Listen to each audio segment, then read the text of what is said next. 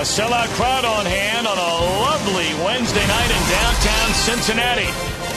The back end of a split day-night doubleheader. The Yankees coming away winners in Game 1. And the Reds have Johnny Cueto on the mound in Game 2, trying to get a win in this 3-game series.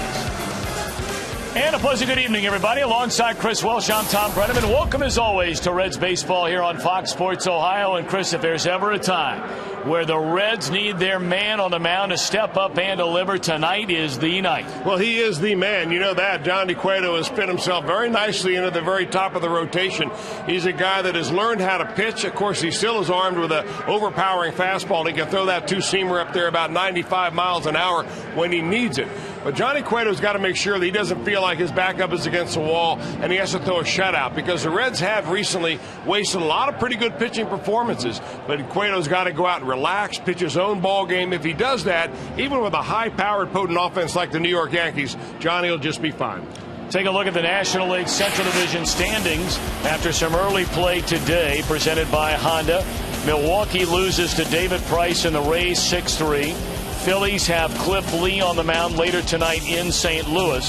So the Reds are 2.5 back going into play tonight and hoping to make up a little bit of ground by getting the win. When we return, we'll talk more about Cueto and tell you just how good he's been since coming off the disabled list. You're watching Reds Baseball on Fox Sports Ohio.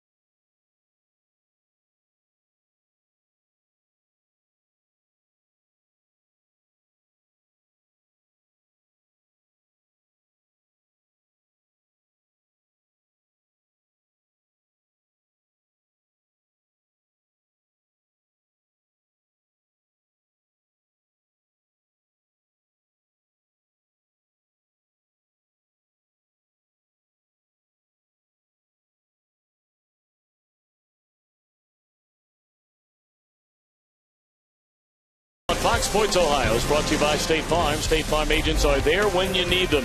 Find an agent or get a quote at statefarm.com. By your local Ford dealer. Ford, drive one. By the Regional Tourism Network and our good friend Linda Antis. Book your trip at CincinnatiUSA.com. And by Skyline, whenever you're feeling good and hungry, it's Skyline time. All right, it's turned into a beautiful night, but what about the rest of the night weather-wise? We check in with our good friend Michelle Boudalette. It'll be another muggy night at the ballpark with the chance for a few showers and thunderstorms, but I think they'll get the game in. 81 by first pitch, 80 by seventh inning, and by the end of the game, we're looking at 79 degrees. Again, bring that poncho because you'll need it. All right. What about Johnny Cueto, Chris Welsh? What a pitcher he's become. Well, he certainly has, Tom. You know, he doesn't strike out quite as many as he would think he would with his stuff, but he's a guy that has been around the strike zone for the most part. He's learned a good cruise control speed. He pitches between 90 and 92 miles an hour, but still, when he needs that extra on his fastball, he's able to reach back and find it in the gas tank. Johnny Cueto, when he has his slider going, he can give you about as good an outing as any right-hander in the league. Let's hope he's got some downward tilt tonight, because with this Yankee lineup, they're back at full strength here in the second game. They can be awfully tough to keep in the yard. All right, Reds need some offense behind Cueto. Finale of the series coming up.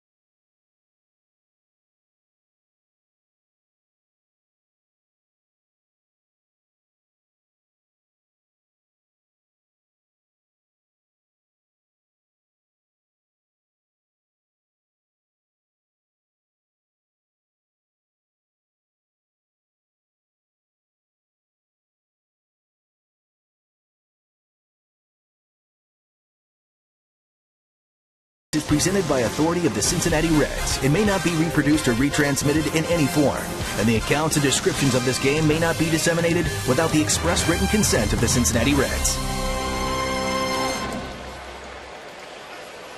Another sellout crowd on hand for the finale of this series, which of course is a makeup game from the game rained out here last night, and the Reds are taking the field, trying to end this series with one win in the 3 games after losing game 1 of this day-night doubleheader by a final count of 4-2 earlier today.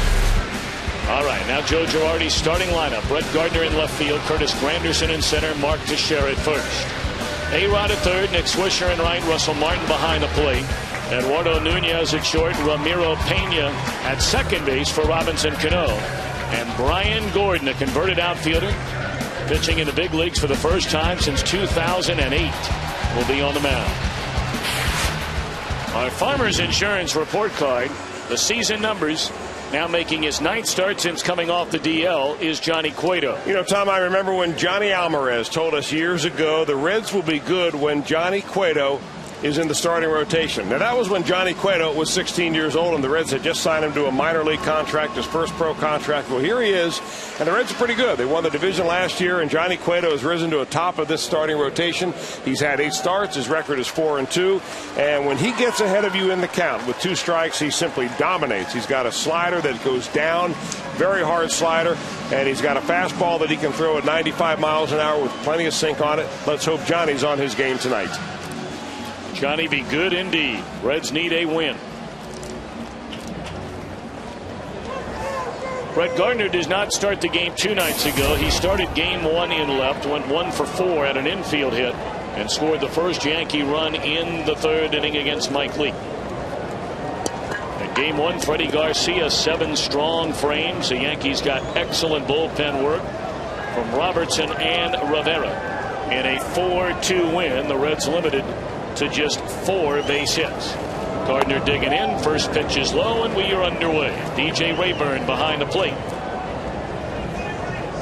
Tim McClellan at first base. Marvin Hudson at second base. And here's a 1-0 delivery, and it's in there. A strike, 1-1, and Lance Barrett, the umpire, down at third.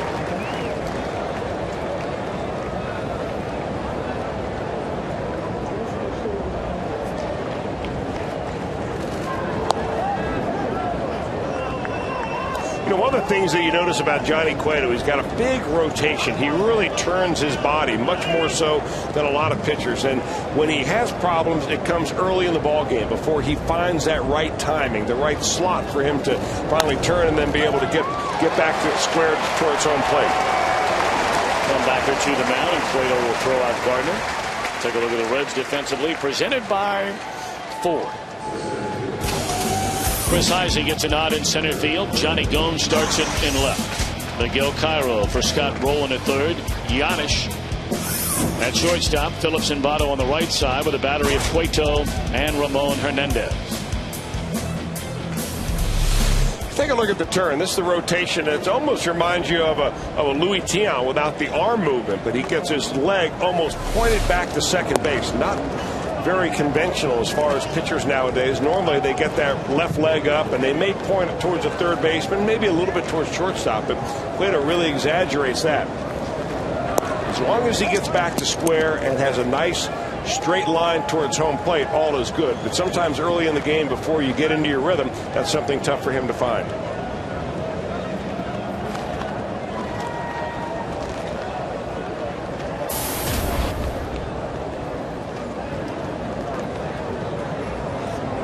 On Curtis Granderson, and it's up and away. 3 balls and no strikes. Well, the Reds have really handled Curtis Granderson mainly because they've been able to get ahead of him and use a lot of off-speed stuff. He's a guy that loves to hit the fastball, and he can turn on one in the mid-90s. 3-1. 280 batting average for Granderson, having the best start to any season of what has been a very fine major league career. He has 21 home runs, tied for the most in the big leagues, and 54 knocked in, and now it's a 3-2 count.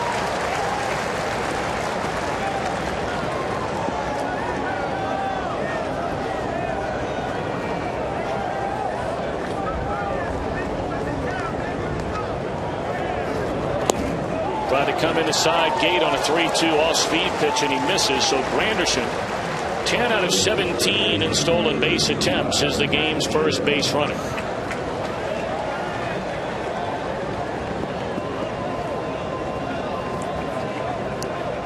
Talked about Granderson sharing the major league lead with 21 home runs.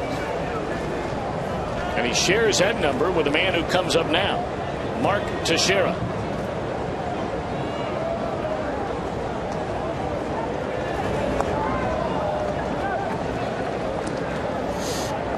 55 runs batted in for Teixeira. Switch hitter, checks in overall at 250.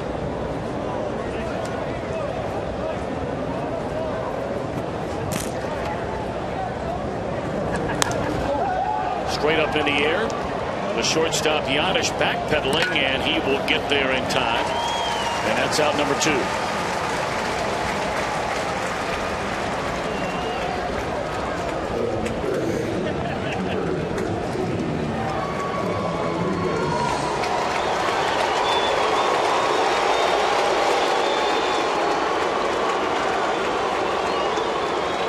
Certainly a lightning rod for fans all over baseball. Some absolutely love it. Some would go the other way.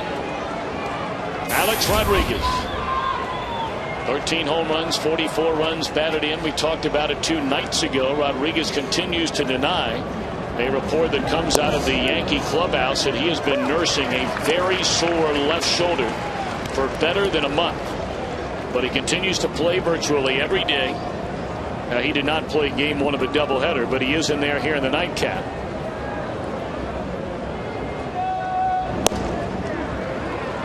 Strike 2.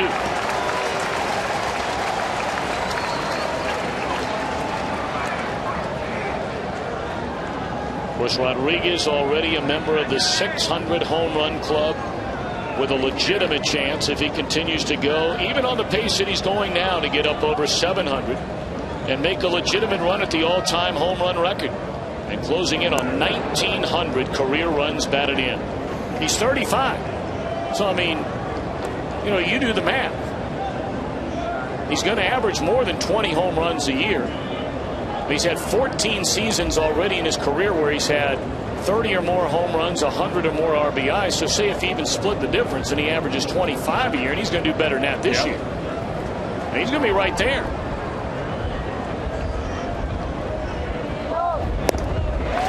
And that's strike 3. Good morning, good afternoon, and good night, A-Rod.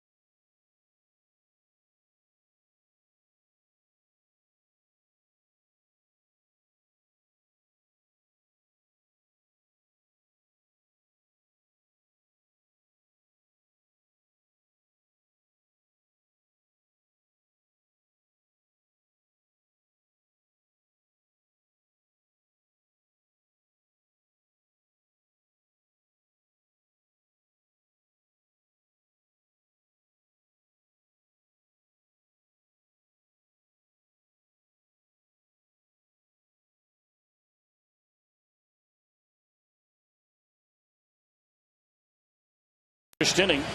And let's take a look at Dusty Baker's starting lineup here for the second game of this day-night doubleheader. Chris Heisey in center, Brandon Phillips at second, Joey Votto at first, Jay Bruce in right, Johnny in the lineup in left, Ramon Hernandez in the sixth spot, with the latter third of Miguel Cairo, Paul Janisch, and Johnny Cueto. Told the story, Brian Gordon, originally an outfielder in the Rangers organization, was converted to a pitcher in 2007 and was pitching just recently, Chris, in the Phillies minor league system at their AAA club. And he was having a pretty good run at it, and that's what enabled the New York Yankees to take a good look at him. He had an out in his contract with the Philadelphia Phillies in the minor league system that said, if another team came to you, Brian, and wants to put you in the big leagues, we will release you from your contract in the minor leagues. And here he is pitching for the New York Yankees. A native of West Point, New York, right up the Hudson River from New York City.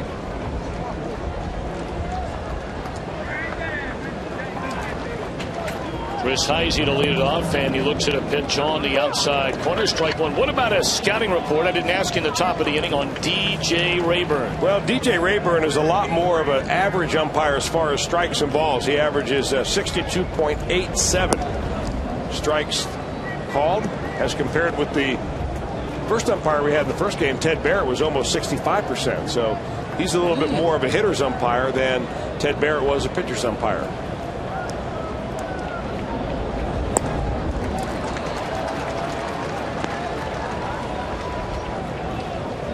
Heisey at 260.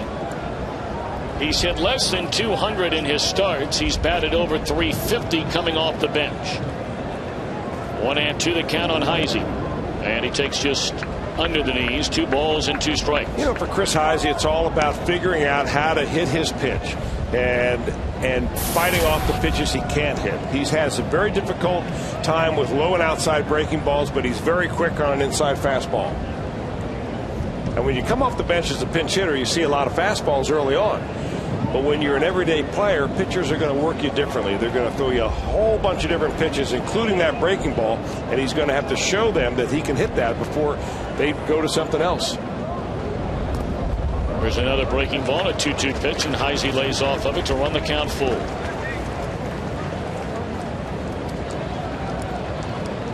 Brandon waiting on deck. Joey Votto due up third here in the bottom of the first inning.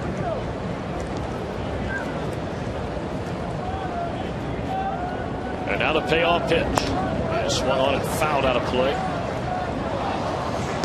Well, we've seen just about every different type of pitch that Brian Gordon has. He's not overpowering. He mainly throws a two-seam fastball, has a nice curveball that'll throw a lot to right-handers, an occasional cutter, and a changeup mostly to left-handers.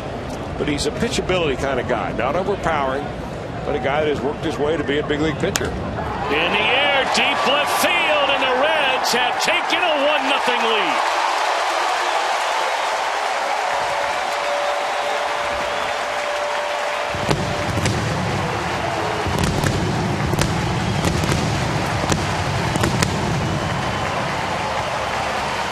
Number 6 for Chris Heisey. I'm telling you that he's very fast on a fastball. He turns on it quick.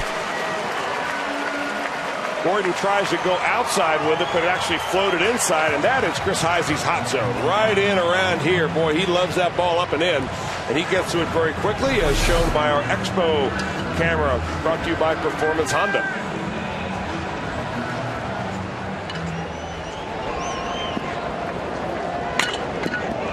First lead of the series for the Reds. Brandon Phillips, first pitch swinging, lifts it in the air down the right field line and out of play.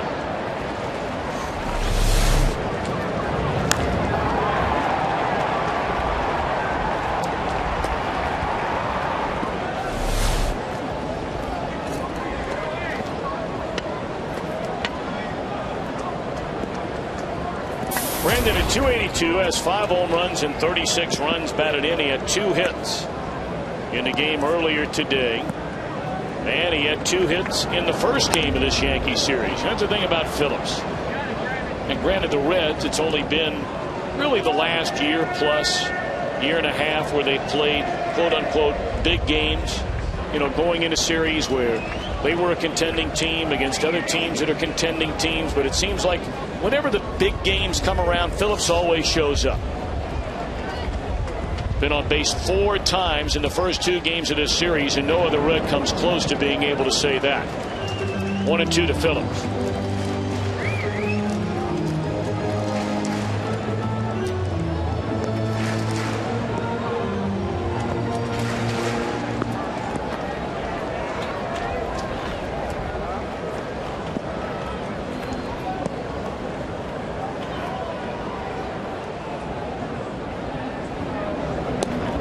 Talked about the only time that Gordon has pitched in the major league since being converted from an outfielder before the start of the 2007 season until his last start, which was 6 days ago against the Texas Rangers, was as a reliever for Texas.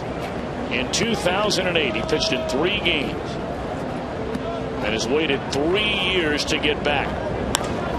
On the ground to the shortstop, Nunez. 1 out. Take a look at Joe Girardi's team on defense, presented by Ford. Swisher in right, Granderson in center, Gardner in left. Teixeira, Pena, Nunez, Rodriguez. First to third. And Martin hanging the signs for Brian Gordon.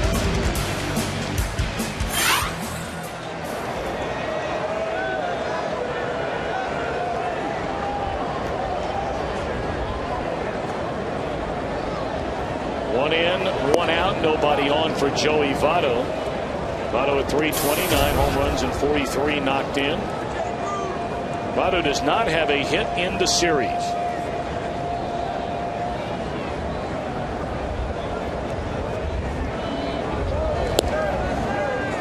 Taken outside for a ball. And fact, Votto against his former hometown team, Toronto, and now against New York, has a total of 3 hits on this homestand, and all 3 hits came in Sunday's win against the Blue Jays. 2 out.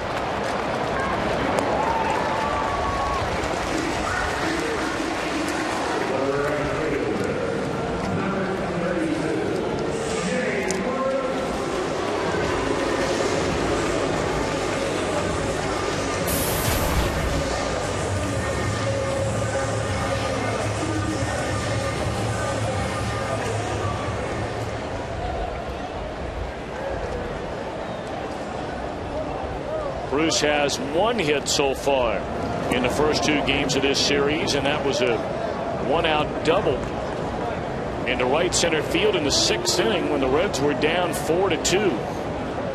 Very next batter, Scott Rowland lined out to left field, and Bruce was doubled up to end the inning at second base.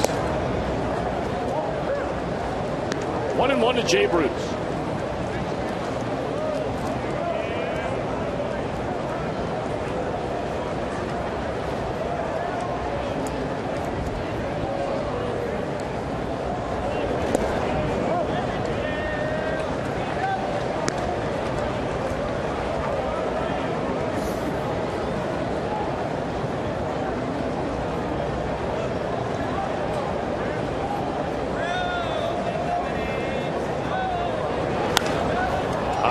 Lazy fly ball into short and left field. That'll bring in Gardner, and the inning is over. But the Reds' first starts with a bang, a home run from Heisey in a 1-0 lead.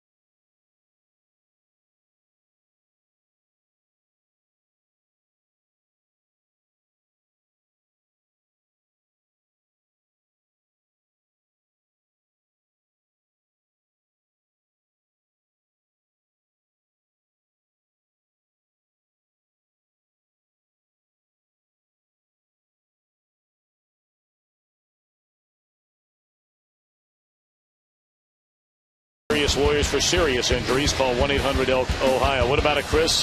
Schedule an interleague coming up for the Redlegs. Well, they've got the Baltimore Orioles coming up after an off day tomorrow. The Reds will leave tomorrow afternoon, get to Baltimore at a good hour. So they will have the weekend at Camden Yard, and then they will head from there on Sunday night down to St. Petersburg, Florida, to play the Tampa Bay Rays in 3 before they come back after an off day and host still yet another interleague game, the last, and that will be against the Cleveland Indians, to whom they are 0-3 again so far this season.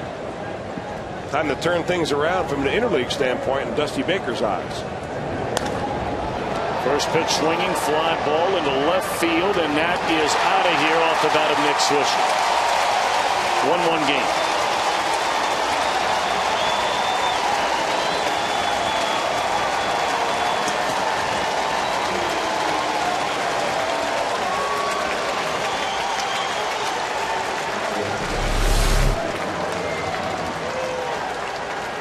Nick Swisher takes a pretty good pitch right there. It was a low outside strike, a fastball going the other way, and he is committed to hit the ball, hit it late in the zone, and he drives it right on out of here.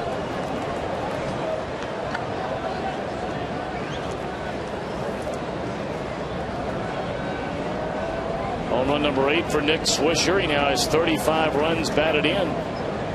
We talked about what a bubbly personality Nick Swisher has, and once he gets into that dugout, he doesn't mind having a little fun with some of his Yankee teammates.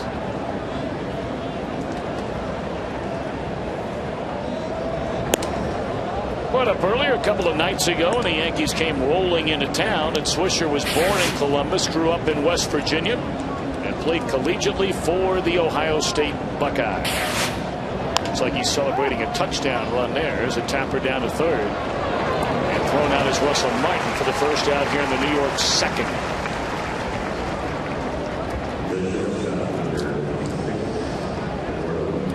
Sellout crowd. Nice night. We're hoping that some of the bad weather that was making its way again from the southwest is perhaps just going to pass to our west and a little bit to the north. We'll keep you posted and keep our fingers crossed. And Chris, you are always on the horn, dialed into, more or less a lot of weather watchers, for lack of a better term, you have in and around the Cincinnati and northern Kentucky and, of course, eastern Indiana area. And you said there's rain out at Clovernook right now. Yeah, I've got my good buddy Weedy out there that had to. Who?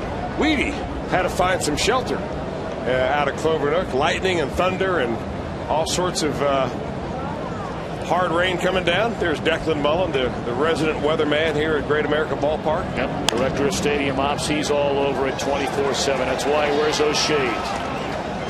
Rarely ever sleeps. Needs a little sun. But he is hardcore.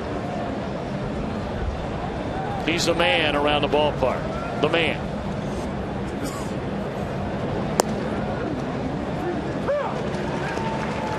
Two and two on Eduardo Nunez.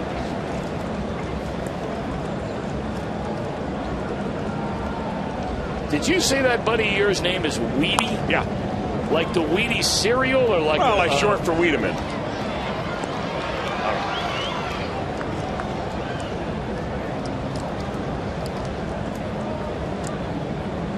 That's a very famous name here in the greater Cincinnati. Well, it is, and I'm not so sure it's spelled the same, or even I pronounced it right, because I know him as Weedy. Popped up behind the bag, and Giannis has it for the second out of the inning. It's the problem with putting nicknames in your phone. Well, just because there was a rainout yesterday, we don't want you to miss out on this great deal. For just $35, you can watch the Reds and the Cardinals Sunday, July 17th. And receive a special Reds hat with every ticket purchased through this offer only. Go to Reds.com/Ticket Tuesday. You have to do it tonight. And you save $19 on a field box seat, and you get a Reds cap. Well, you better do it now.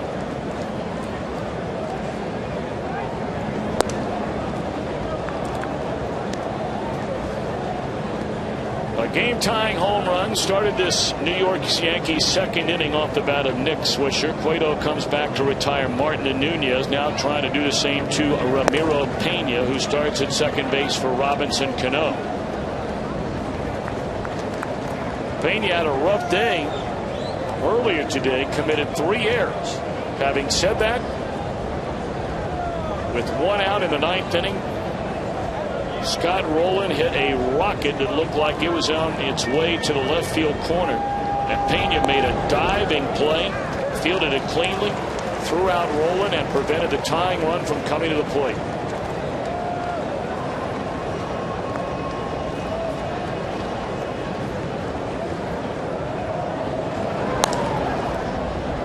Byro to the glove side, inning over, but Swisher ties the game with an opposite field home run. 1-1 after an inning and a half.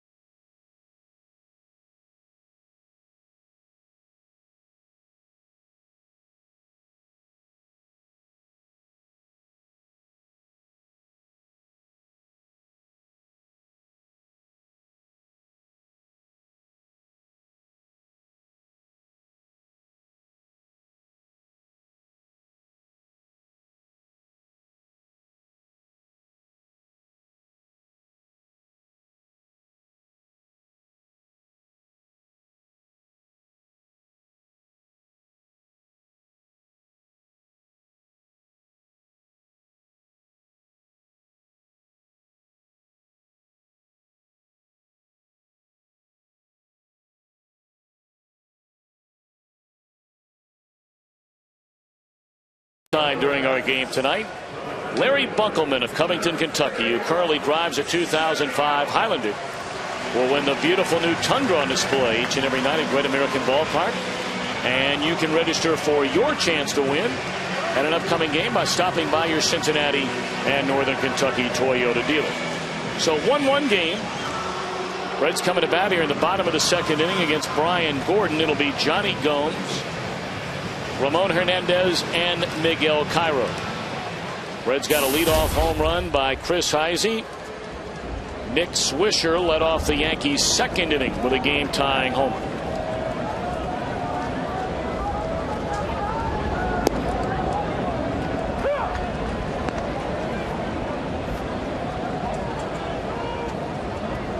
You know, you brought up earlier, and even though it's the minor leagues,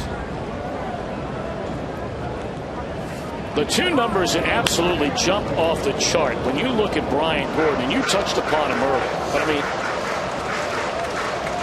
56 strikeouts, 7 walks. I don't know if I've ever seen a strikeout to walk ratio like that at any level. Do you? Yeah, you know, he comes right after. That's something like, what, a 4 to 1 or 4.5 to 1, make it 8 to 1. Yeah, almost. Strikeout to walk ratio. There's that St. X math again. Well, you know, it shows confidence in his stuff.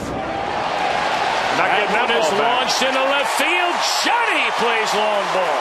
An upper decker.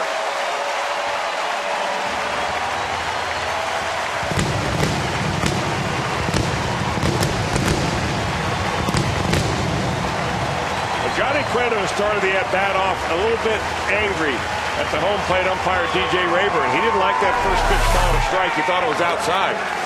But he eventually gets a breaking ball right here, and he continues his hot hitting in the month of June. Came into this ball game hitting .346 in June. That is his second June bomb, and that is a second deck job.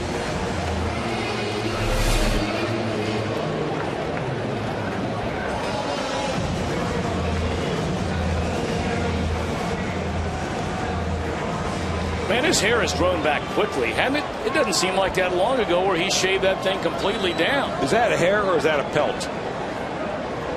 I don't know. That's a good question.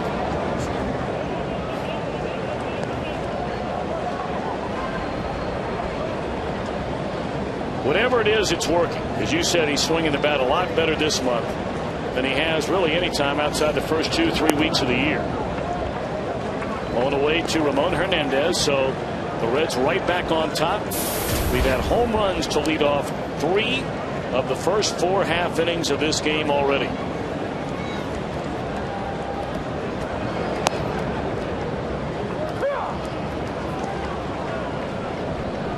Apparently Ramon Hernandez didn't think much of that 2-0 call.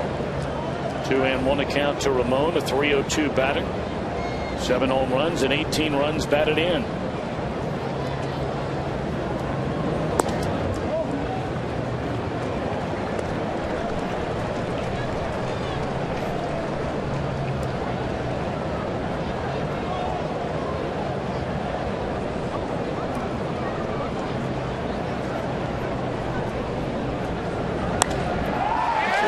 Center field, a base hit. It's already the 3rd hit of the game for the Reds, and we're only 1 inning and 2 batters into the game. Well, they look completely different at the plate in this ball game than they did in the afternoon game against Freddie Garcia. Freddie Garcia gave them a steady diet of off-speed pitches, splitters and change-ups and real slow curveballs, and a little more conventional is Brian Gordon.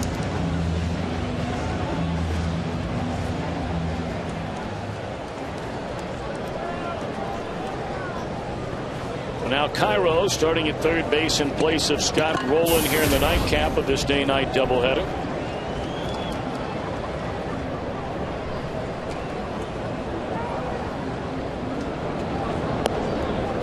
Strike 1.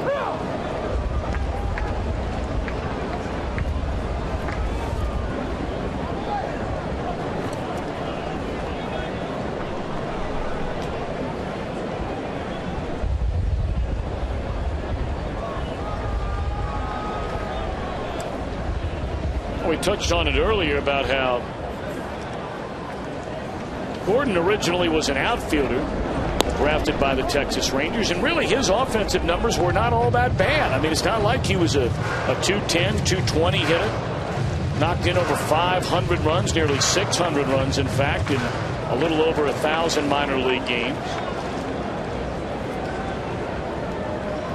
But Nolan Ryan was the one who came up with the idea that Gordon consider converting from the outfield to go on the pitcher's mound, and that's when, of course, Gordon was playing in the Rangers organization. That ball's hit hard into left center field. That'll chase Granderson close to the track. And heading back to first base, Ramon Hernandez, 1 out.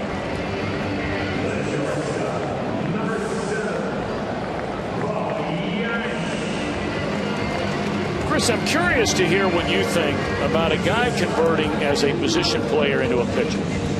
What do you think is the hardest thing to do in making that conversion? What's the hardest part about it? I would imagine, Tom, that it would be getting confidence in your secondary pitches, because you wouldn't convert a guy from a position player to a pitcher if he didn't have the arm to do it.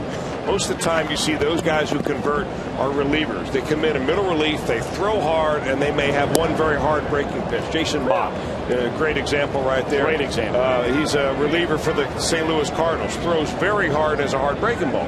But the hardest thing for a guy is to learn how to throw slow, how to take speed off the ball, throw changeups and curveballs, and that's the transition. Paul Giannis takes inside. Probably the best position player to convert into a pitcher in about the last 30 years would be Joe Nathan. Yep. Nathan, a former infielder with the San Francisco Giants, made the conversion after nearly quitting baseball. And of course, before an injury this year, he was among the best relievers in the game for over a decade. There's one, and not in time to turn the double play on Giannis. Sometimes you're happy you don't hit the ball very hard. That ball was all over the thumbs of Paul Giannis. And they've got to go all the way around the horn to be able to complete the double play. The ball just gets right in on his thumbs. And Alex Rodriguez kind of waits for that ball to get to him. And that may have cost them the double play.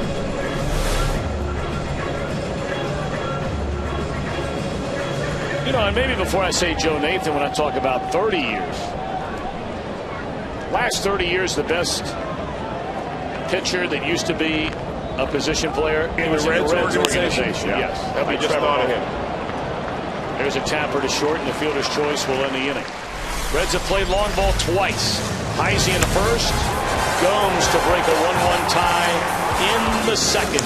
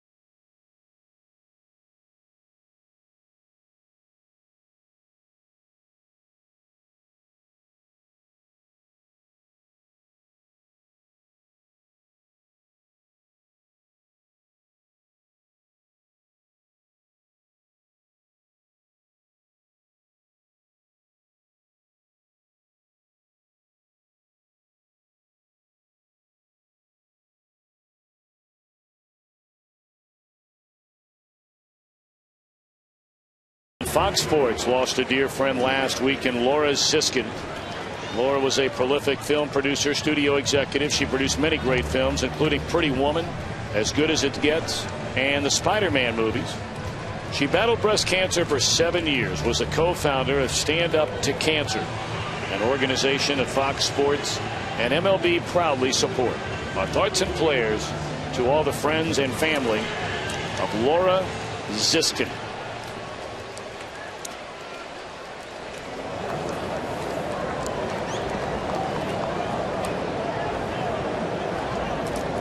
A 2-1 ball game. Reds in front. Yankees bat in the third. It'll start with Brian Gordon. And you got to figure he's no easy out. I would imagine. Throws right, hits left. Pretty good combination.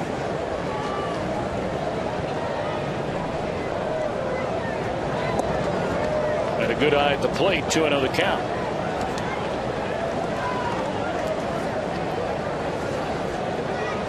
In over 3,800 career at bats, he was a .275 batter, had up over 200 doubles, nearly 70 triples, hit 119 career home runs in the minor leagues, and we mentioned knocked in nearly 600 runs. So, I mean, this guy wasn't some stiff. He could swing the bat a little bit.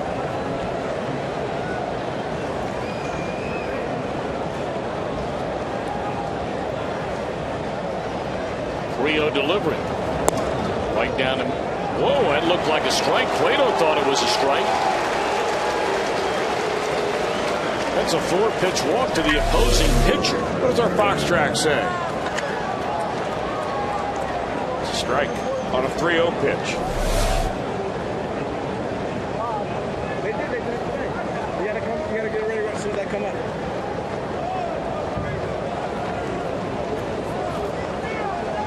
All right, well, not a good way to get started. The Reds have handed Cueto now his second lead for the first 2 innings of his game. Well, that said, I mean, so the umpire misses a marginal pitch on a 3-0 count. Come on. You've got the pitcher up there with a 1-run lead, and you're Johnny Cueto with a 95-mile-an-hour fastball. Bust it on in there.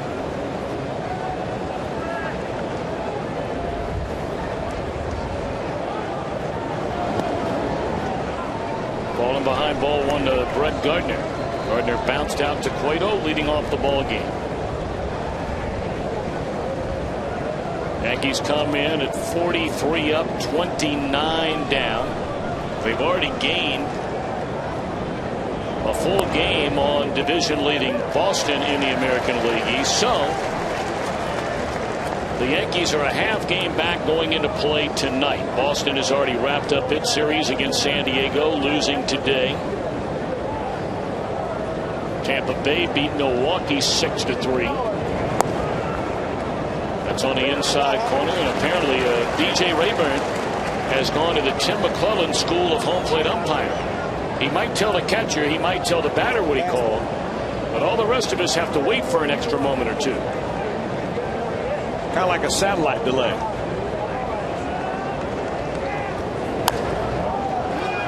Cueto gets to it quickly, and you better with Gardner running up that line. On the second base goes Gordon. 1 out in the inning.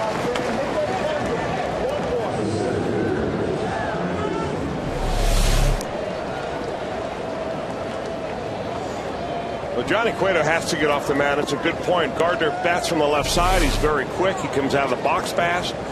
And you better make the first couple of steps off the mound as a pitcher the most important one. Because if you end up getting there late, that's when you've got a problem. You throw the ball wild to first base. You rush your throw. You throw it down the line. All of a sudden, everybody's running around the bases.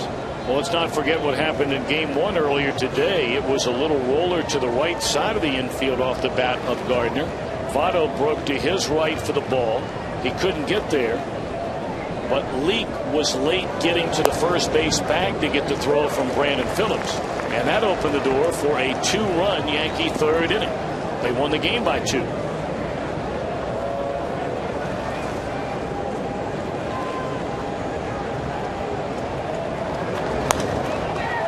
Fly ball into left field. This one playable for Johnny Gomes, and they're 2 men out.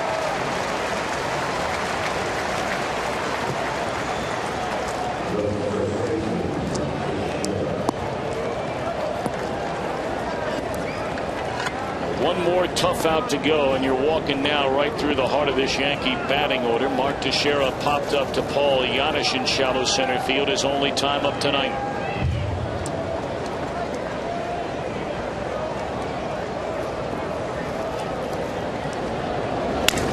Broken back inning over.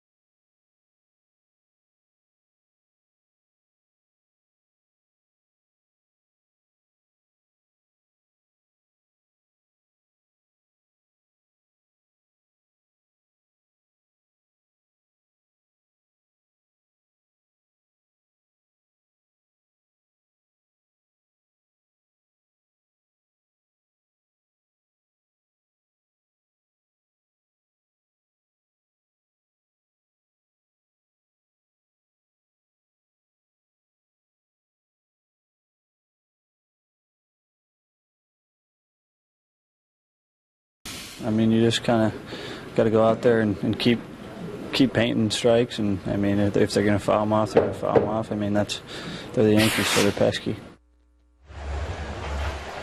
Our Geico Direct quote from Mike Leake. The Yankees in that Game 1 win fouled off 33 pitches in the game. Well, you know, Mike Leake is a guy that pitches to contact. In his last start against the Toronto Blue Jays, he had no at-bat in the entire game that he pitched where they had more than 5 pitches in the at-bat. So he was able to make the Blue Jays put him in play. So, yeah, the Yankees were pesky. They were slapping the ball away, but that also tells you a little bit about Mike Leake's stuff. He's got to pitch to contact. He's got to make those guys put the ball in play because he doesn't have the fastball to run it by him. He did have 4 strikeouts, mostly on off-speed pitches, but I thought he pitched a pretty good ball game. The Yankees simply wore him down, and the Reds could not get him a lot as far as support. Of course, when they did tie the game, it was the one bad pitch, a hanging breaking ball to Jorge Posada, who hit a 2-run home run to break that 2-2 tie for Posada, his first home run since April the 23rd. All right, Heisey led off the Reds first with a home run. He takes Lone away, 1 ball and 1 strike. Phillips to follow, and then Joey Votto. Reds 2 runs, 3 hits. The Yankees 1 run, 1 hit. That was a solo home run by Nick Swisher.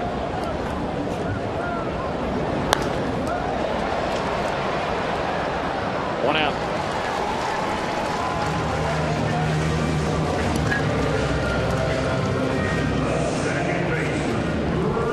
Don't forget, you can get ready for Reds action 30 minutes before every game with Reds live on Fox Sports Ohio. Jim Day and Jeff Pecoro will come your way. And next they'll be coming your way from Camden Yards at Oriole Park in downtown Baltimore, Maryland. Reds and the Orioles will tee them up on Friday night. So Reds Live gets underway Friday night at 6:30. The first pitch on Friday is at 7:05. 8 games Friday and Saturday, a 1:35 tilt on Sunday. And as Chris brought up earlier, Reds on their way to your old stomping ground. You called it home down there in the Tampa Bay area, Chris, for many years. You were up down the road a little ways in Bradenton. I went to school there in Tampa area, though, and the University of South Florida, so I'll be going back down to seeing some buddies. And you get some homeboys down there, do you? Got some homeboys with some boats. So we're going to go out and see if we can catch some fish before the games, obviously. Too bad you can't make that trip, Tom. We're going to miss you. I'd love to join you. Well, you're welcome.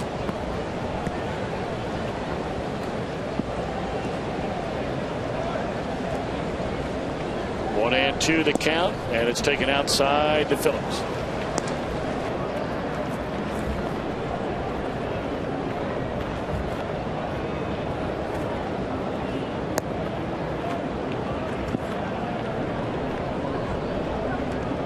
Two and two to count on Phillips. Votto waiting, and Brandon slaps and fouls it out of play.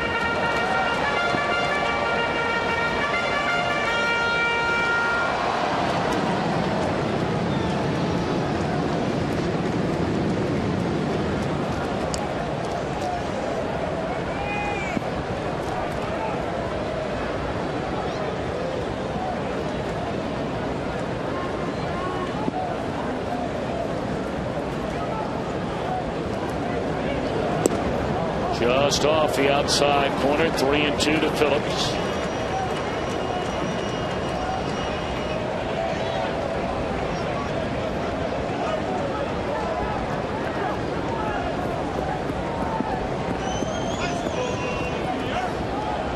Playoff pitch coming. High fly ball into left field. This one will stay in the yard, short of the track. It's Gardner for out number 2.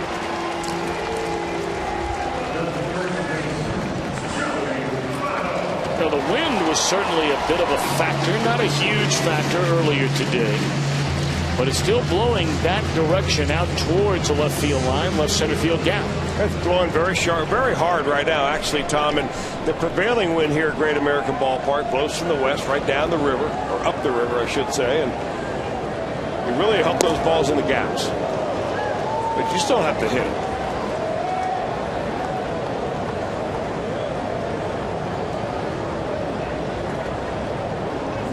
Votto grounded out to Ramiro Pena at second base, his first time up. 2 down, nobody on. Reds leading 2-1. We're in the bottom of the 3rd inning. Joey looking for his first hit in this series.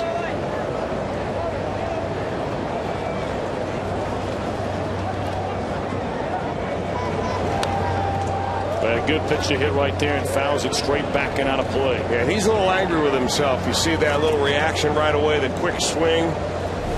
He got a hanging breaking ball right there that when he is seeing the ball right, he just punishes. A little bit of a loop in a swing right there and got under it. Gordon ahead in the count at 1 ball and 2 strikes on Votto, and now they set up in and miss in.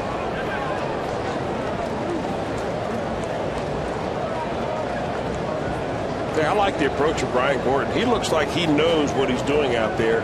Not trying to overpower anybody. He knows what he can and can't do, and he's really on the corners all night long so far. I mean, Russell Martin wants it in, and he misses in by 3 inches. He wants it away, and he's right on the outside corner. I can see why he had that fantastic strikeout to walk ratio, nearly 8-1 in the minor leagues this year.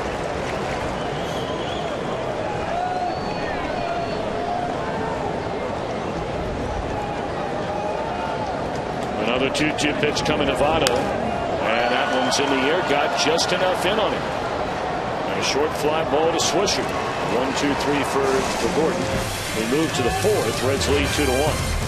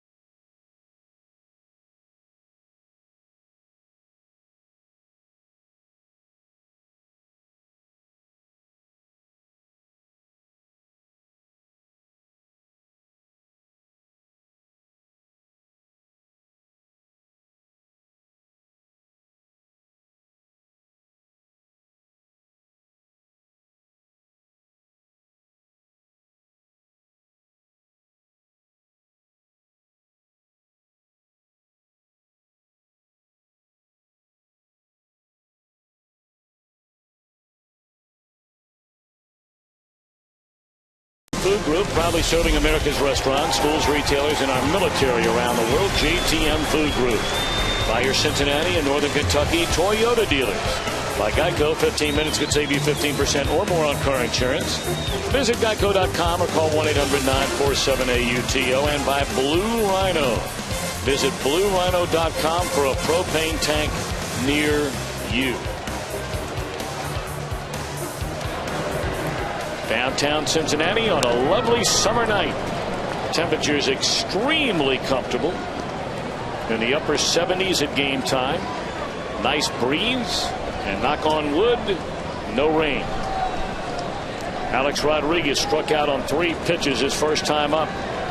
And you thought he might have had a hard time seeing the baseball in that first inning when the sun was shining. Yeah, we had a little bit of a window there when the sun was shining, and this time at night, Tom, when it does shine, it shines right on the batter's eye, and it gives the hitter a very tough reflection in the background. He took 2 fastballs and had a bad swing and a slider and didn't like that at bat one bit. Slow roller. Cairo steps in front of Yadish and throws out Rodriguez. 1 away. All right, Chris, how about our AT&T trivia question? You've been on a real roll. Well, we had a good one in the first game, and we'll see what this one's all about. Who is the last Reds draft pick to win a batting title? Good question. Reds draft pick to win a batting title. That is a good question. That's a really good question.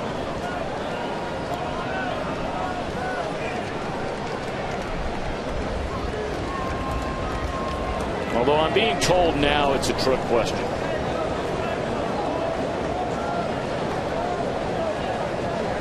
And only a trick question in that he did not win the batting title as a Red. He was drafted by the Reds but didn't win the batting title as a Red. So that's your only hint. That question went from Major League to Minor League. Swisher homer to the seats in left field, leading off the second inning.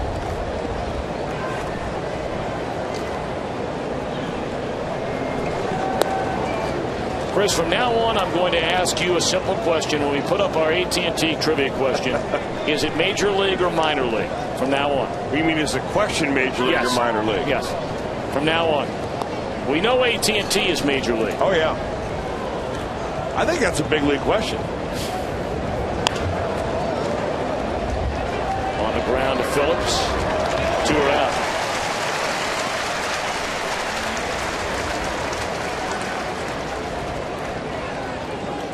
I know one thing. It's got to be difficult every night to come up with a big league trivia question. I agree. And I know for a fact that Lauren White would love to enlist your help on a regular basis. I knew that was coming.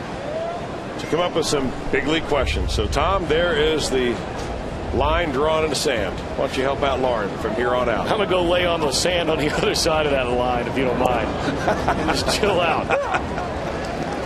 No, Lauren does a great job. You're right. It's not easy. Finding a question for 100 and what are we doing? 145 games a year now? We do. Of course, you're not on nearly that many times, but how about just for your games? She would take that help.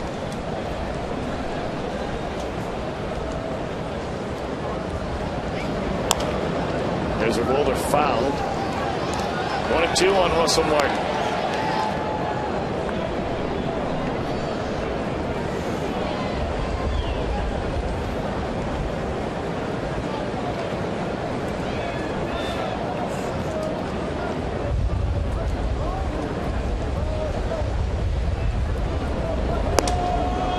That'll get your attention. That backs Martin off the plate a little bit. 2 balls and 2 strikes. Cueto has become such an aggressive pitcher, a much smarter pitcher, and naturally those things come with age. They come with experience. They come with repetition. Doubles up on that fastball inside. That one in 95 and didn't miss by much. Well, he's always been aggressive, Johnny Cueto has. In fact, he's always, since he broke into the league and began to pitch full time, been among the league leaders every year in hit batters. And that's not because he's a headhunter or he has bad control, but he will pitch inside. 3-2 now on Martin. They've gotten away with one there. Popped up to the right side. It's an out. And Cueto mows him down quickly. In order. He's retired the last 6.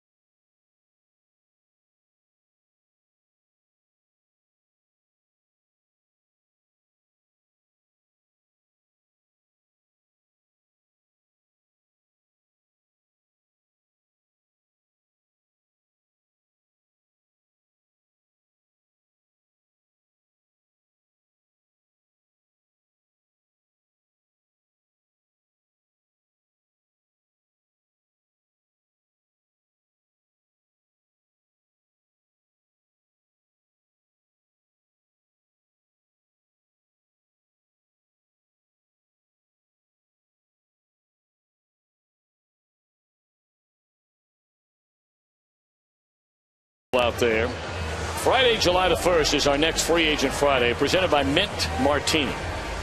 Now beginning at 5:40 out in the fan zone, you can enjoy a singles mixer. You get drink specials out there. They have wings eating contests, lots going on. Reds and the Indians, Friday night, July the 1st. 513-381 Reds or visit Reds.com. Those are always a lot of fun. Johnny Cueto is allowed just 1 hit.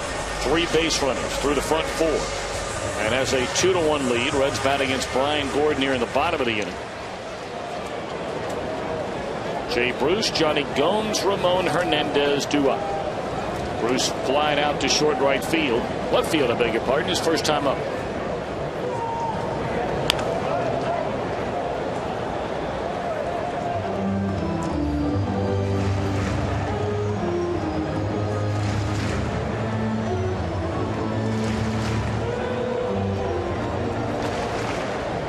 Did Paul O'Neill win a batting title? That just popped into my mind. That's I feel a really like he good did. question. Fly ball to straightaway center field, and that's Granderson backing up on it. That just popped into my mind. He's sitting in the booth next door to us tonight. Well, here's the answer to that AT&T trivia question. Who was the last Reds draft pick to win a batting title? Indeed it was. Drafted in 1981. And the batting title with the New York Yankees in 1994. Hit nearly 360. I'm going to tell you what, boy, I know a lot of, people did not get a chance to watch O'Neill as often when he left Cincinnati in that trade to the Yankees for Roberto Kelly. I mean, O'Neill is as popular a player as there is anywhere among Yankee fans. I'll never forget his final game in that World Series of 2001 against the Arizona Diamondbacks, when in Game 6, or Game 5, I beg your pardon, when O'Neill came to the plate, and that was going to be the last game of that World Series at Yankee Stadium because Arizona had the home field advantage in that World Series. When he came to bat, and almost 60,000 people were chanting his name, there's a rocket and a nice play coming in to get it, made by Nick Swisher. O'Neill, a 5-time All-Star, spent the final 9 seasons of his career in pinstripes. He played in 6 World Series for New York. Well, I beg your pardon. Played in 6 World Series total, 1 of them with the Reds. Won 5 times, including 4 with the Yankees. But affectionately known as a warrior to most Yankee followers. won that batting title, played every day. And boy, what a gamer he was. He went from being a good player with the Reds to a great player with the New York Yankees. Still makes his home right here in Cincinnati.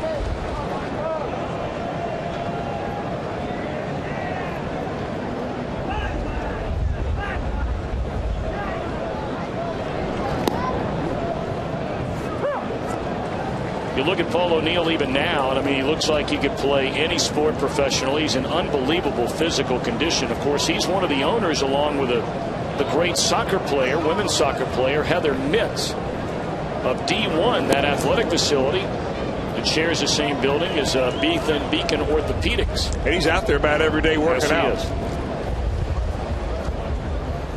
Turned himself into a pretty fine golfer as well. Great tennis player, basketball player. I mean, he can do everything.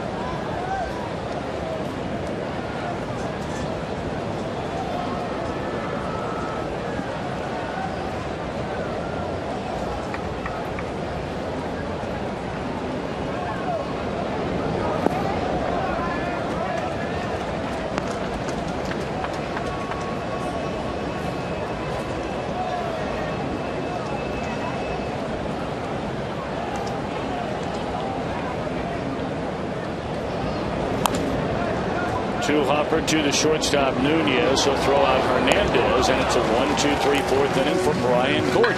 So we march on to the fifth. Reds 2, Yankees 1.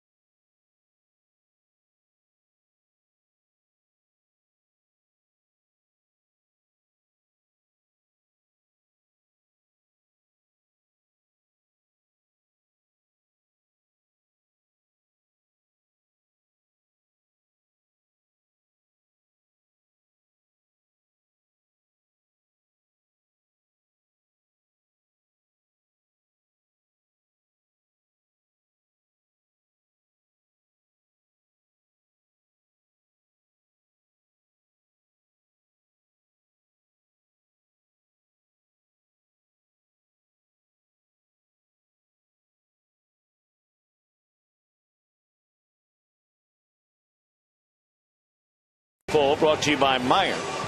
Should baseball schedule more doubleheaders? Not these day-night doubleheaders, but doubleheaders of course days gone by. 1 for yes, 2 for no. Text your answer to 37664. Standard texting rates apply. What do you think, Chris Welsh? Yes, I like doubleheaders. Always did.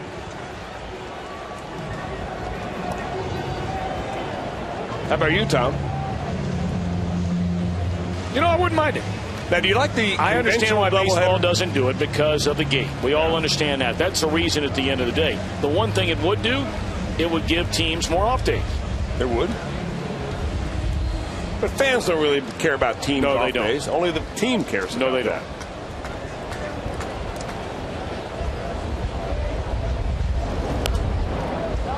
But if they design doubleheaders to be day-night doubleheaders like this, where you actually have 2 different gates and 2 different completely games, not real doubleheaders, then they could still have the gate of 2 games in one day. Yep.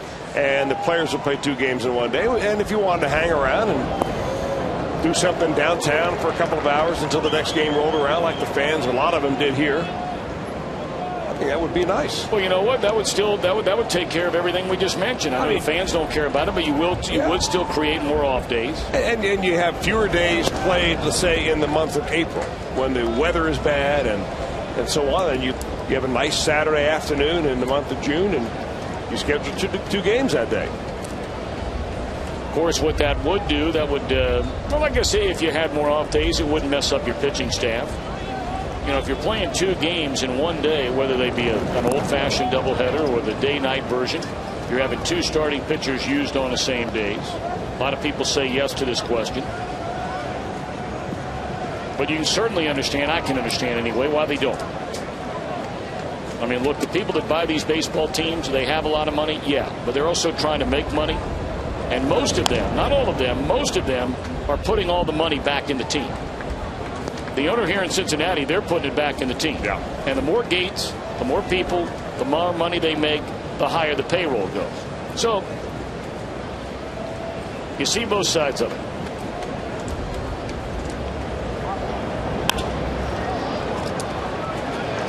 Yadish throws out to Nunez. Latter third due up here in the 5th with the Reds leading 2-1, and that's out number 1.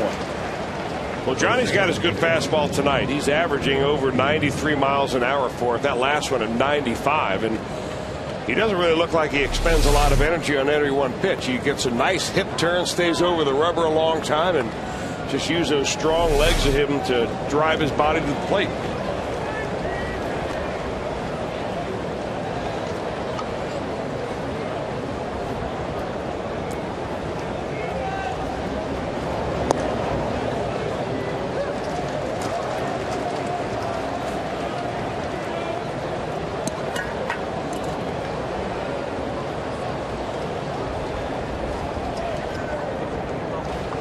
To Ramiro Pena, and it's up and away to even the count. Pena's first time up, bounced out to the third baseman Cairo.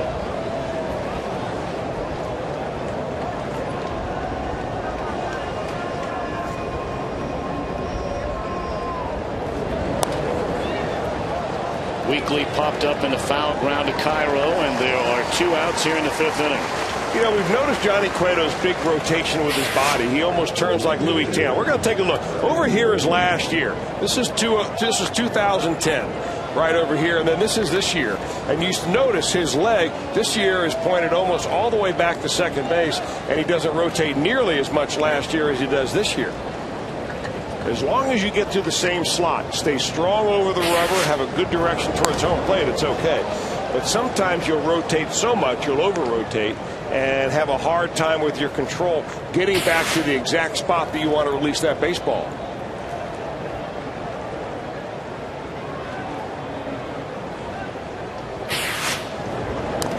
Of course, with the results that Johnny Cueto has had this year, you certainly don't want to fix something that is not broken.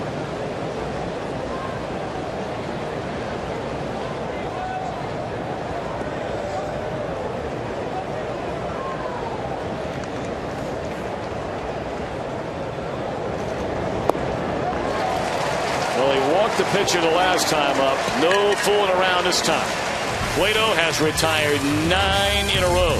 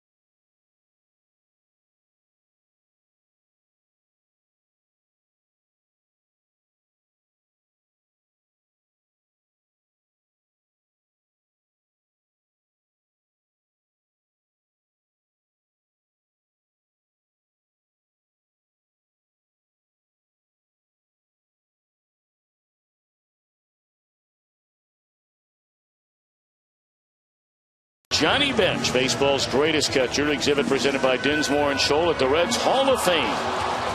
For more information, visit redsmuseum.org. We talked about the Yankee radio broadcasters a little bit earlier. There's a big laugh and a round of applause on the Kiss cam up there. They had Chris Dickerson and Freddie Garcia sitting next to one another.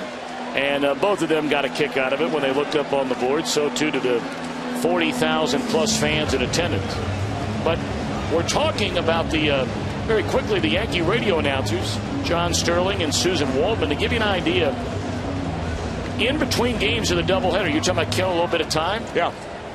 They went over and walked through the Reds Hall of Fame and Museum. And they came back and they just could not stop talking about it. What a spectacular venue it is. There you see John Sterling, the always debonair radio voice. Well, he is just dressed to the max every day, is he not? Every day.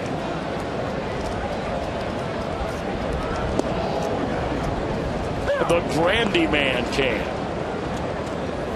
You know, I listen to a few Yankee games on the radio with the MLB package, Sure. MLB.com. You can choose radio or TV. Yeah. And when I get too close to using up all the data, my data plan, I can switch to radio. And I'll tune in to John Sterling and Susan Waldman.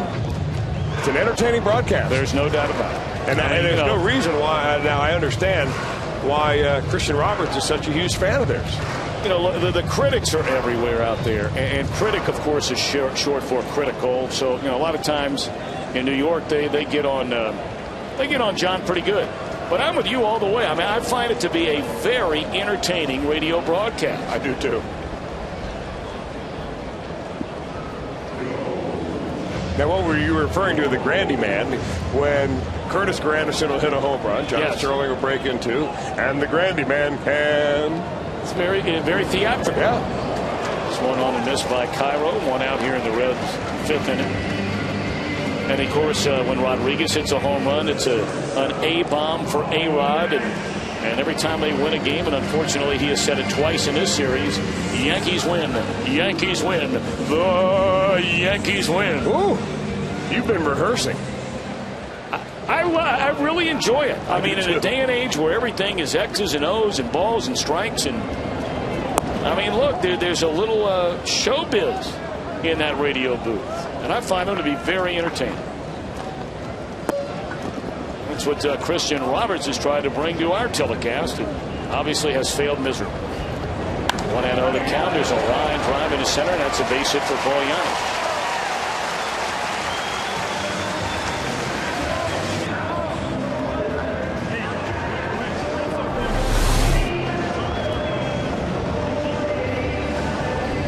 Got pitch right down the middle. What are you doing? It took it right back through the middle.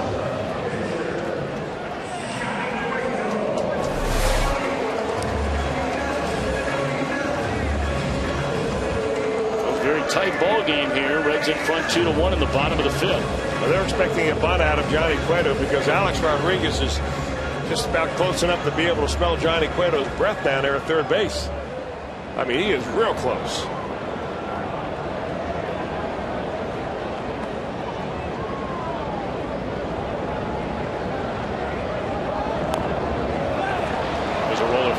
First base line. I don't think I've ever seen a third baseman as close as Rodriguez was by the time the bat made contact with the ball on that bunt attempt. The only one who would come close, he's setting up pretty close, but it does remind me of what a former Red did to the Yankees back in the World Series. What was that, 1977? 76. Pete Rose trying to take a bunt away from Mickey Rivers. I mean, he was real close. And A-Rod is starting close and charging.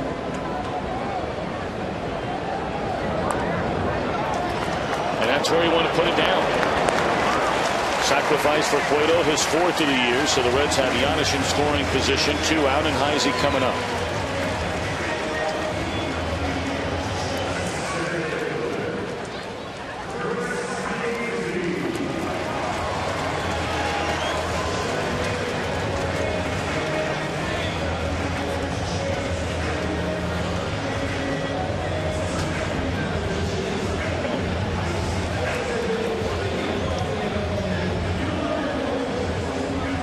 Heisey homered leading off the Reds' first inning to the seats in left field.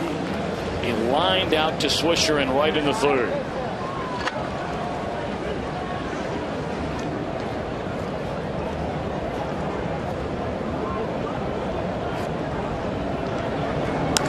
That ball is clobbered into left field by Heisey, and he is homered again.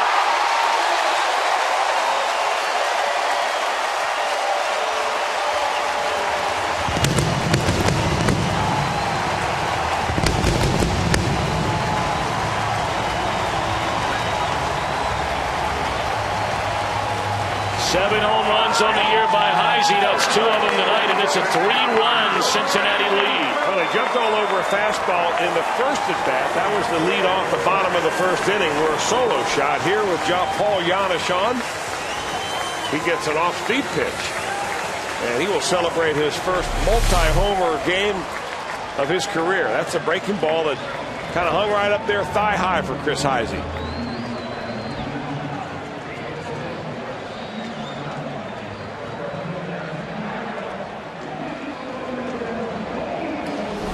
For the second time tonight, Chris Heisey is safe at home. He is safe and secure, Christopher. New York life.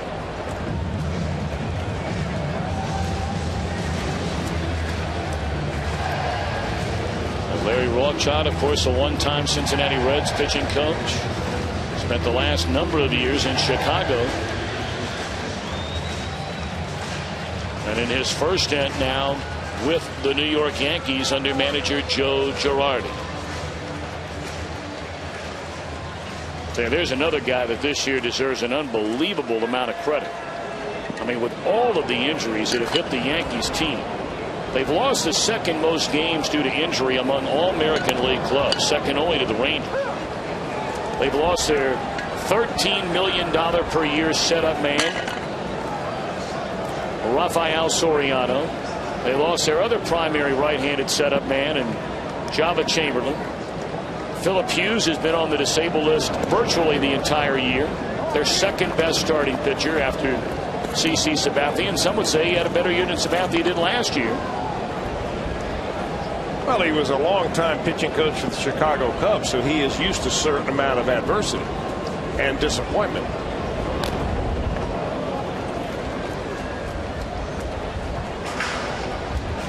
He had to navigate the waters of what's going on with Carlos Zambrano alone the last couple of years. Well, you're not kidding about that. But Rothschild was here when Zambrano came back and righted the ship, if you will, over the last couple of months of last year.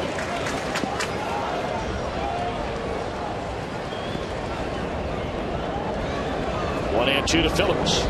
Breaking ball, and it's in the air to Granderson. Hitting over. But Heisey again, wielding a big bat, his second home run of the game to put the Reds in front 4-1.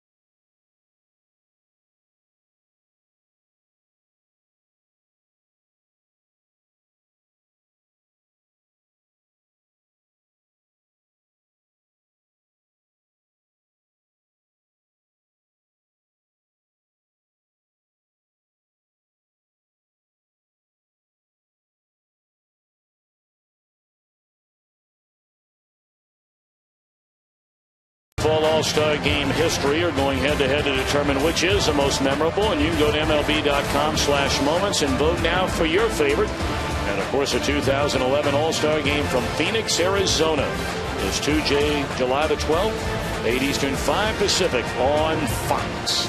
And that's tonight they'll announce the winner of the most memorable moments.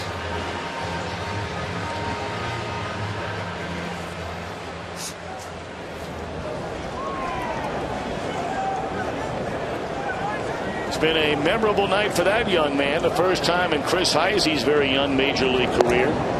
He's clubbed 2 or more home runs in a game. This becomes a very important inning now for Johnny Cueto. You have a top of the order coming up. If he can find a way to sail through Gardner, Granderson, and Teixeira, you wouldn't have to worry about those guys until, of course, much later in this game. And that's in there, a strike. It's 1-1 on Gardner. Cueto's retired 9 in a row, 12 of the last 13. He's only allowed 3 base runners all night, and the lone hit was a Swisher home run in the second inning. And strike 2 on the inside edge to Gardner.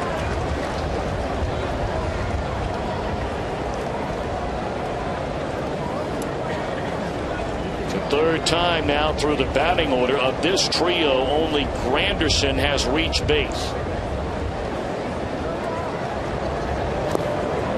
Gone swinging is Gardner. He foul tipped it and right into the mitt of Ramon Hernandez. Well, Johnny has discovered his slider, and boy, when he's got it right, it doesn't slide across the zone. It goes nearly straight down. When you get a slider that changes planes like that, along with a 95-mile-an-hour fastball, hiding the ball the way he does, well, there's a reason right now that he is pitching himself to a 1.6 earned run average. That ball did not hit the dirt. What popped up some of the dirt around the home plate area was Ramon Hernandez's glove, the end of the glove, picking up some of that dirt as he went to scoop it up. Take a look. He catches this ball. Well, you can see why Joe Girardi would come out there. I mean, we're seeing it in extra slow-mo, and it is still very close. And he's got to go out and protect his player, because Gardner turned to DJ Rayburn and said, hey, I think they hit the dirt. That was a nice interview you did with Joe. Thank you. Earlier in the day. Joe's good man. Good man. I was really touched by that because I know the way he lost his mother as a very young man, and so close with his dad growing up in Peoria, Illinois. And for those of you that missed the interview, his father has battled Alzheimer's disease for a number of years now, and he's in a very tough condition. And on Sunday night, when the Yankees were playing the Cubs, that was a Sunday night game, so Joe got up very early, 6 o'clock in the morning, and drove out of Chicago to Peoria to see his dad. And he said it was the best day, from what he was told by those that are taking care of him, that he's had in a long, long time.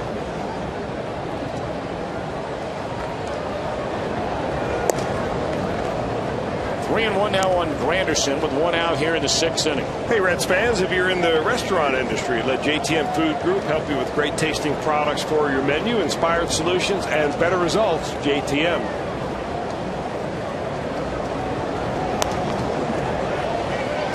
Three and two.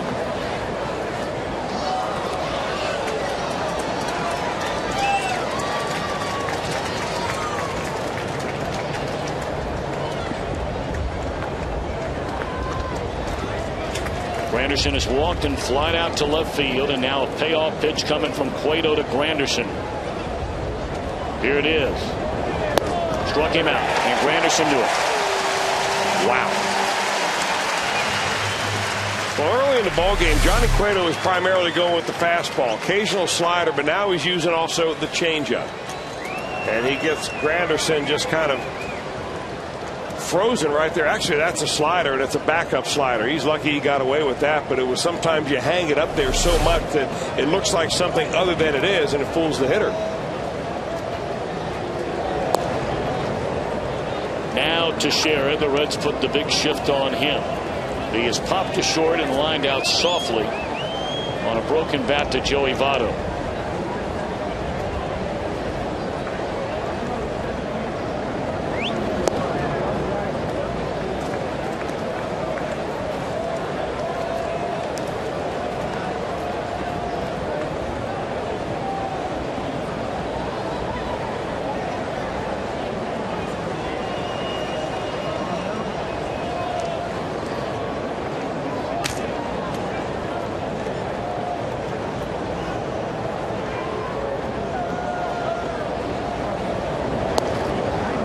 And there's another difference in Cueto.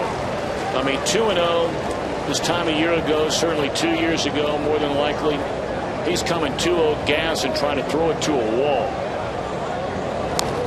Well, what he's been able to do, Tom, really in the last year is his swing and miss rate has gone down. So he's getting more efficient with his pitches. He's throwing fewer pitches per inning, which is good for a pitcher. It means you go deeper into a ball game. But his ground ball rate has gone up, which means he's keeping the ball down so well. And I think you're exactly right, though, about pitch selection when you're behind on the count. What most young pitchers do, we've seen it with Cueto, we've seen it with Homer Bailey, two examples right there. When they used to get behind a hitter 2-0, 3-1, you knew that fastball was coming, but not so anymore with either of them. Hook foul. He threw an off-speed pitch here, 2-2, and had Teixeira way out in front.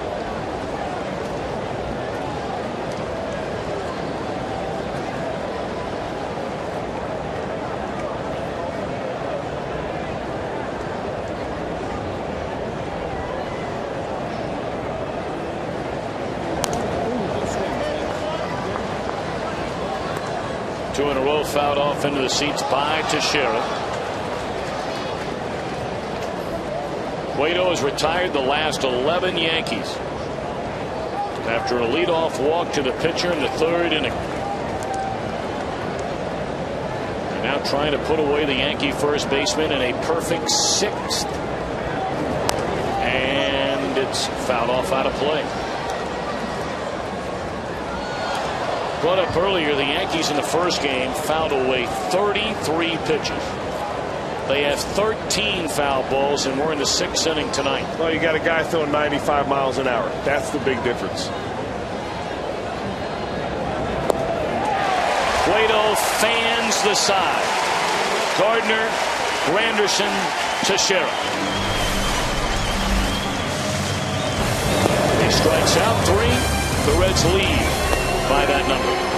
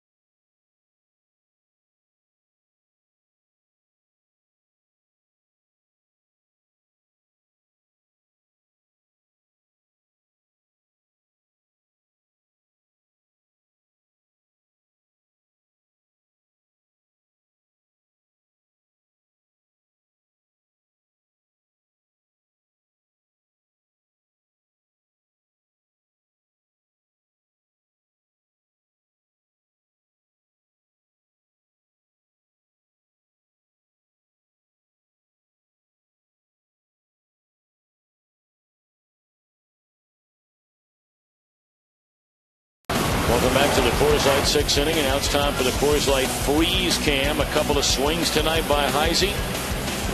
Pitch in, leading off the bottom of the first inning. See you later. Out over the middle of the plate on a breaking ball in the fifth. Our Coors Light Freeze Camp brought to you by Frost Brewed Coors Light. Izzy has knocked in 3 of the 4 runs. And all 4 runs have scored as a result of the home run ball. Johnny Gomes had a solo shot in the second.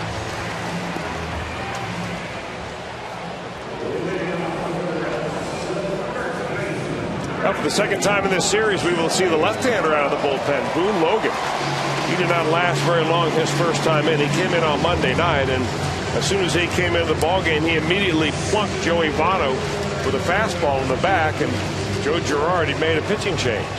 And he will face the same guy, Joey Votto, once again. Votto, Bruce, and Gomes, a trio due up here in the Cincinnati 6th inning with a 4-1 lead.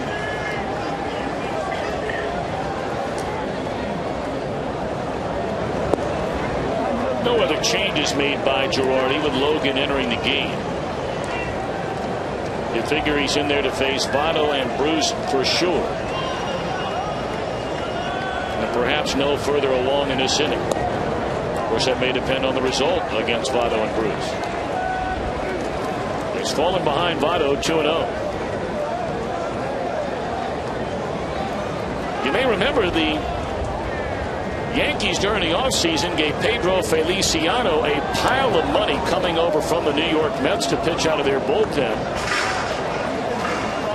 So all of a sudden he wasn't pitching well. He was hurt, and Brian Cashman, the general manager that signed him to the big contract, said he was damaged goods. The Mets ran him in the ground.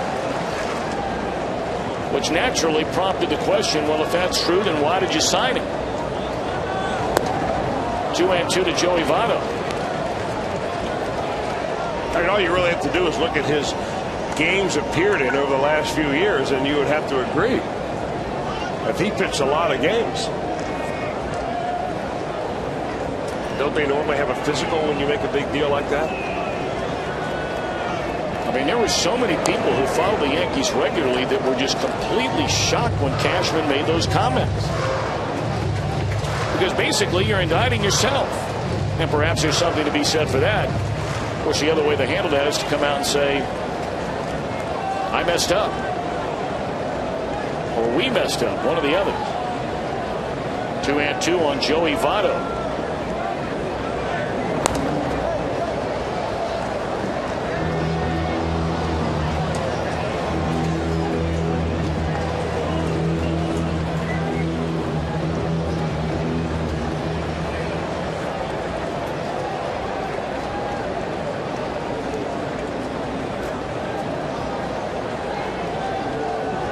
Votto's bounced to second, fly to right, and now another ground ball to second base. Votto's still hitless in this series against the Yankees. All 3 of his hits on this homestand came in 1 game.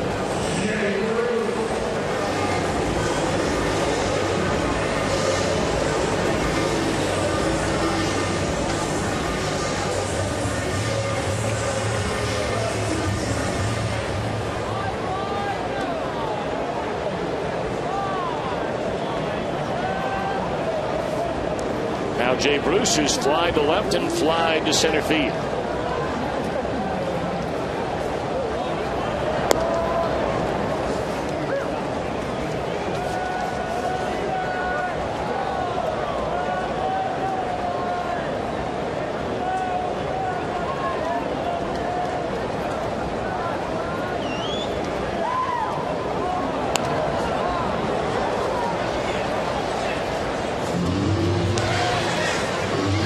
The screen right in front of Paul O'Neill. If he's not long enough to reach out there and get that one, I'm not sure who is.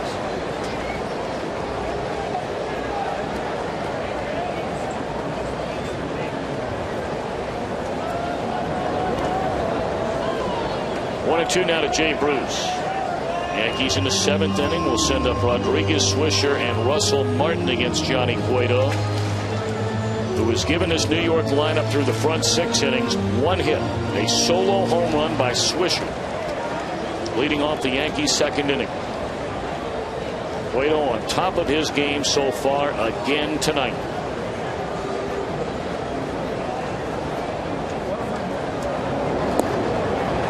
That's all for Bruce.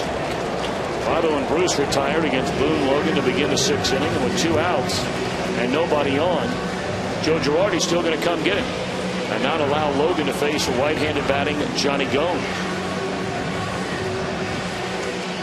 So this will be our Skyline Chili call to the bullpen. Reds lead 4-1. We'll be back.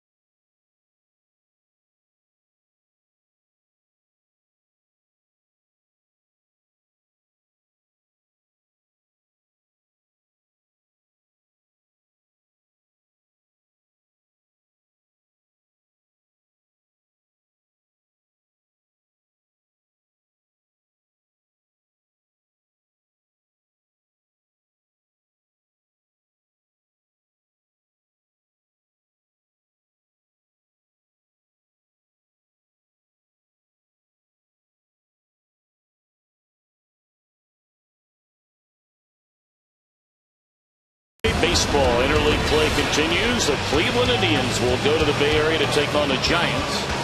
Both teams looking to keep pace atop their divisions. Fox Saturday Baseball begins at 4 Eastern and 1 Pacific. For the Reds with a 4-1 lead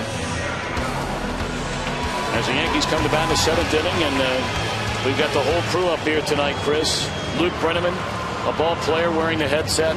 Ella Brenneman. Movie star in the making. Movie star. Max Tuppy. Luke Rubin. The whole gang's up here tonight. Guys are looking good, too. They are looking good. All right, that's enough. That's enough. Act like you've been there before, Dad. For crying out loud. That's my girl. Hey, they listen to you. Good for you. These are my babies. Corey Wade is a new pitcher. On to face Johnny Gomes, and Gomes swings and fouls out of play. First time we've seen Wade in this series. Well, it's the first time because he hasn't pitched very much, really, for the Yankees at all. He was signed to a minor league contract. Boy, the Yankees really do some bottom fishing for their bullpen, for the back end of their rotation. 2 guys that we've seen in this series so far, Freddie Garcia and tonight's pitcher, Brian Gordon, are guys who were originally signed or they were on either minor league contracts or plucked off a minor league roster to make the Yankees team. Same for Corey Wade. All those injuries we talked about earlier, guys like Philip Hughes, Bartolo Colon in their starting rotation. The bullpen, Java Chamberlain, Rafael Soriano, Pedro Feliciano, no more DeMarso Marte. I mean, these were guys that figured to be a big part of a good Yankee bullpen. Soriano's been a closer the last number of years, and he was going to be setting up Mariano Rivera, and there's a base hit for Johnny Gomes. Johnny has his second hit tonight. Johnny's hit the ball hard now. Not maybe that time, good overspin, but I mean, he's picked up 2 very hard hit balls. One, obviously, the home run, a line drive to right field. He jumps after a high fastball up and out of the zone.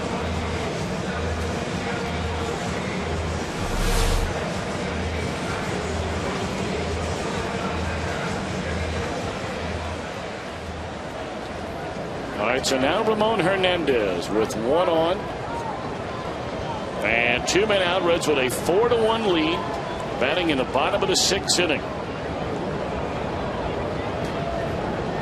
Big story tonight, really 2 of them. Chris Heisey, a pair of home runs, has knocked in 3, first time in his career. He's hit 2 or more home runs in a game, and of course the mound work yet again of Johnny Cueto. 6 innings, 1 hit, and 1 run allowed.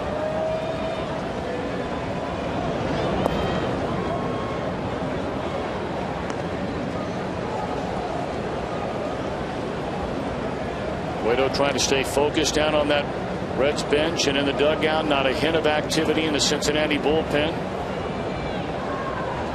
Cueto's retired the last 12 Yankees he has faced, going back to a leadoff walk to the opposing pitcher to start the 3rd inning.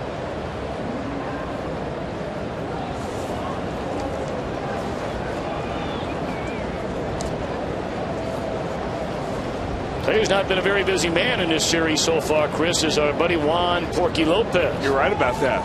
Not many phone calls down to Porky so far from Brian Price. We like it that way.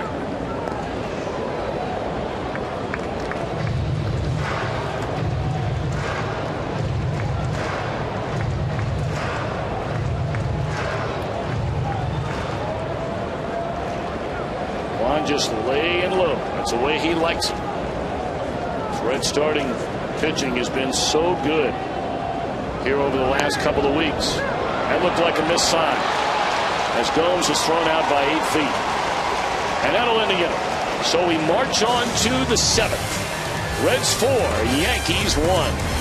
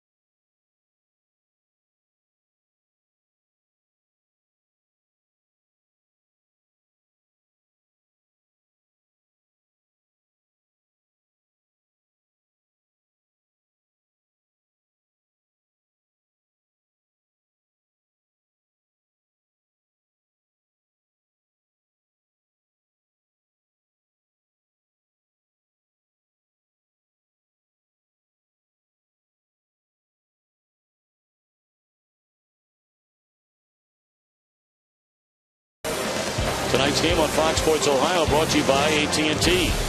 By Cincinnati Children's, which ranks 3rd in the nation on U.S. News and World Report's honor roll for Best Children's Hospitals 2011. By your Cincinnati and Northern Kentucky Honda dealers. And by Wendy's. You know when it's real. All right, Tom Brennan, you know who that guy is in the white visor down there? Don't worry, I'll tell you. I want to know. His name is Jax Robertson. Now, he's a scout for the Pittsburgh Pirates now, but he was formerly a Yankee scout who signed me to my first minor league contract with the New York Yankees. Is that right? There's a base hit in the right center field by Alex Rodriguez, so that ends a string of 12 in a row retired by Cueto as we open the 7th. What year was that? That was 1977. That was the second year, actually, I was drafted by the Yankees. I was drafted by them in 1976 and playing in the Cape Cod League. And they never contacted me. So I wrote them a postcard, true story. I wrote them a postcard 2 weeks after the draft. And I knew I was drafted because I read it in the Cincinnati Enquirer. You got to be kidding me. And I wrote them a note on a postcard. I was up in Cape Cod, and I gave them the house and number, or the phone number of the house I was living in up there. I said, "Dear Yankees, I'm your 24th round draft pick. If you want to contact me, here's the number." About 5 days later, the phone rang and said, "Well, we know we drafted you, but we figured we were going to sign," and kind of went from there. Boy, how times have changed. Yeah. Now, one thing you don't know about Jax Robertson that you and he have very much in common is that he has a master's degree from Ohio University. How about that? Yeah. He must be one really smart guy. He's one of those few Ohio who just made a mistake or two. Went to school. Actually went to class. There are very few. But a good guy. Really good guy. And he also signed Don Mattingly. Well, he looks good, too. I mean, it's a long time ago he drafted you. A pitch taken outside. It's 2-0 to Swisher. All of a sudden, you don't want to start fooling around here. I mean, this is the Major League's leading home run hitting team. Put a couple of guys on, and there's somebody in this lineup, up and down this lineup, that can tie the game right quick with one swing of the bat.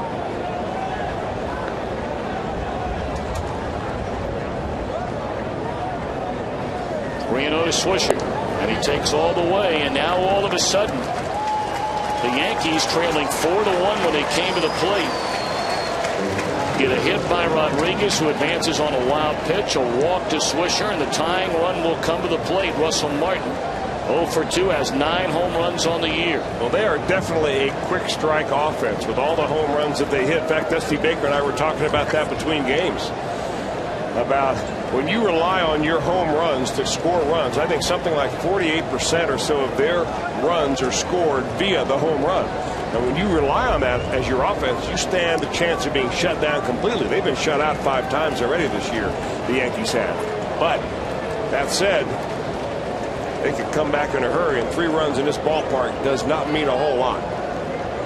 Martin is bounced out to third and popped up to Joey Votto. Strike 1. Reds have action in their bullpen for the first time all night. A left-hander, Bill Bray, the right-hander, Logan Ondrusik, both beginning to crank it up in a hurry, and now trotting out to the mound, Reds pitching coach Brian Price. Cueto sitting on 90 pitches here in the 7th inning with 2 on and nobody out. Well, this is a time probably just to get out there and refocus Johnny Cueto. Now, he has not had a batter on run or a base runner since the 3rd inning, so he hasn't pitched out of the stretch. And you get used to throwing out of the full lineup, and all of a sudden things are a little bit different. You've got to make real good pitches out of that set position.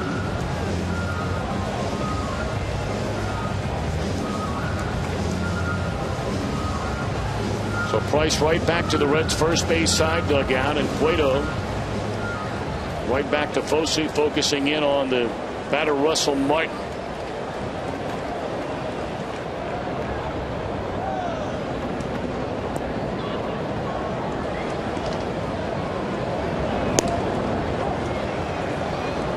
They remember when Martin was up at the plate back in the 4th inning, Cueto got ahead, 1 ball and 2 strikes, doubled up on back-to-back fastballs in on Martin. And then on a 3-2 pitch got him away to pop up. And now Cueto wanting to talk to Ramon Hernandez. Well, this is certainly a guy that Johnny Cueto would like to have up here in this situation. Russell Martin this year has grounded into 11 ground ball double plays. And with Johnny Cueto's ability to throw that low sinking fastball, have those hitters pound the ball into the ground, it might be an easy way to get a twin killing.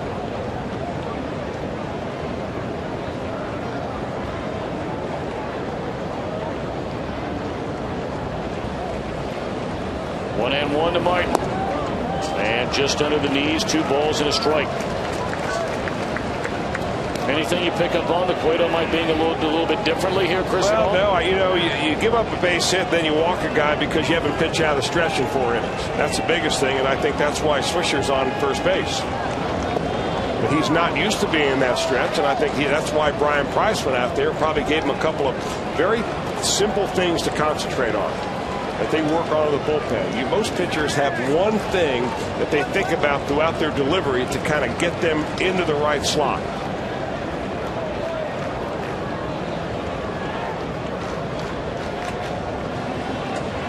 Cueto got ahead 0-1. The visit to the mound by Price, and now all of a sudden it's 3-1. And now 3 balls and 2 strikes.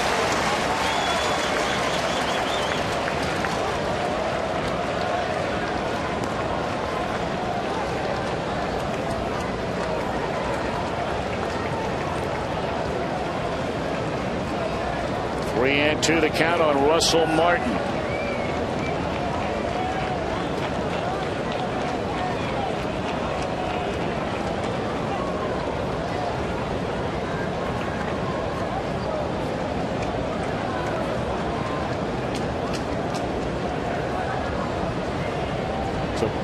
Big pitch in a big situation here for Cueto with a 3-run lead in the 7th inning.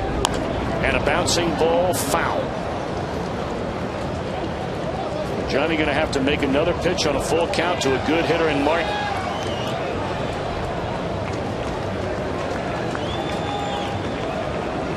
Looks like Russell Martin's just pulling off of it just a little bit. Johnny Cueto throws a nice low cutter right here. Maybe stays on top of a slider. Make sure it stays on the outer part of the plate. And Martin may just roll over on it.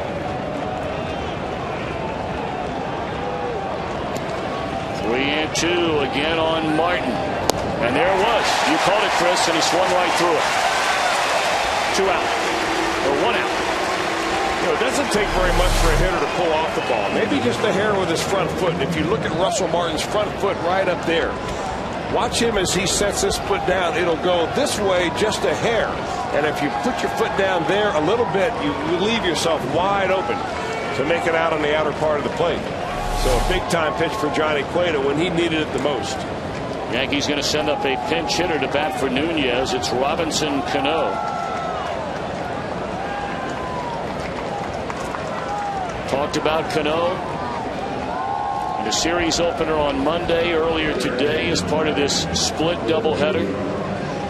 Among the best players in the American League. Had 2 hits earlier today. Scored a run, knocked in a run. Cano had 2 hits, an RBI, scored a run in the series opener.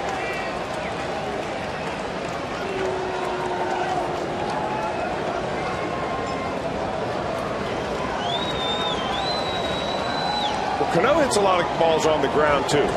He's rolled into 8 ground ball double plays. So he also has 14 home runs and 48 knocked in. You're right about that. And we saw him earlier in this series. He really likes to slash the ball. Stays late on the ball. Not afraid to hit it the other way.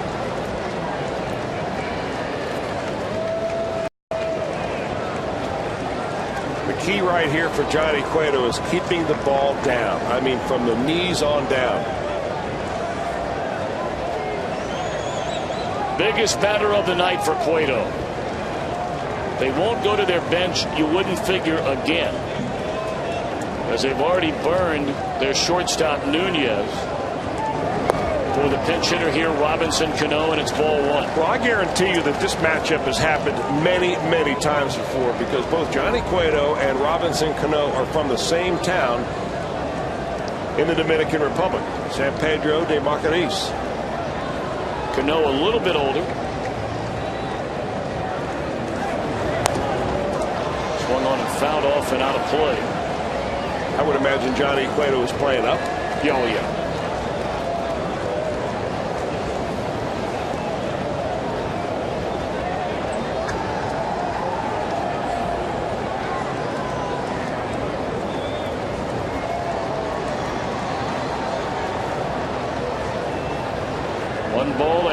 Strike on Robinson Cano, representing the tying run with 2 on here in the 7th inning.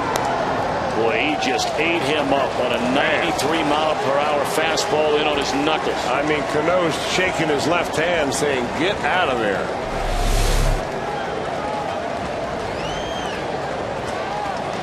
That's big league fastball right there.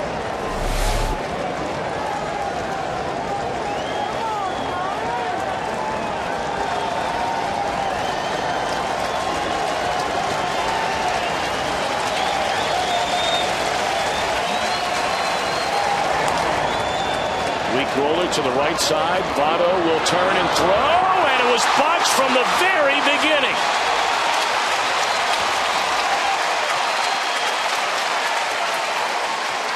The indecisive, it appeared, was Joey Votto. He looked at second, and by the time he turned around to feed Cueto, Cueto not only had to catch a ball but find the bag. Yeah, very awkward looking play. Joey Votto really doesn't have much of a chance because the ball was hit very slowly. Swisher's already on his way to second base, nearly all the way there by the time Votto gets it. Plus, he's got no throwing lane. So he's going to turn around, throw off balance, and Johnny Cueto gets there in time. Foot on the bag, but the ball's just down around his knees. That's a tough play to make for a pitcher, I got to tell you. I'm a little surprised they gave Cueto that error. It shouldn't be his error.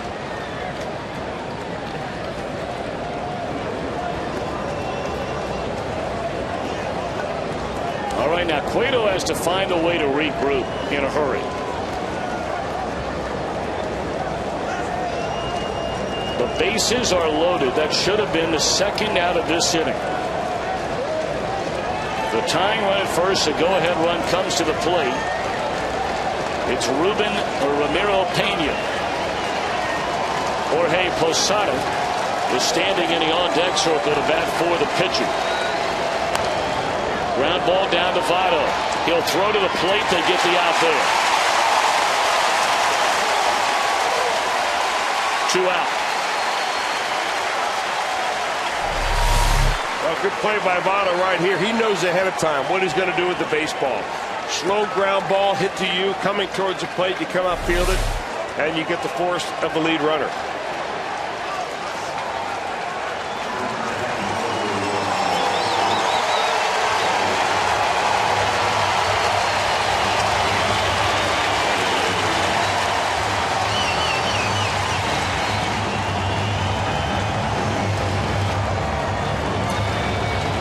Posada, who got off to such a good start the first 3 weeks of this season. In fact, Posada clubbed 6 home runs in the first 3.5 weeks. But up until earlier today, the last time he hit a home run was the 3rd week of April. He broke a 2-2 tie with a 2-run home run to the first row in the right field seats in the 6th inning. And a weak ground ball, and how about Cueto doing it again tonight?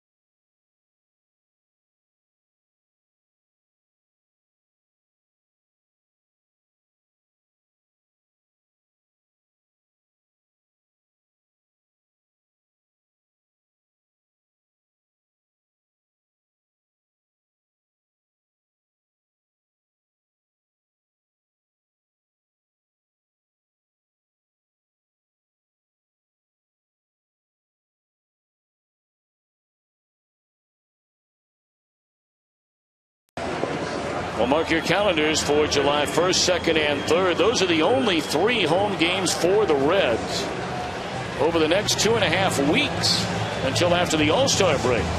Reds will take on the Cleveland Indians.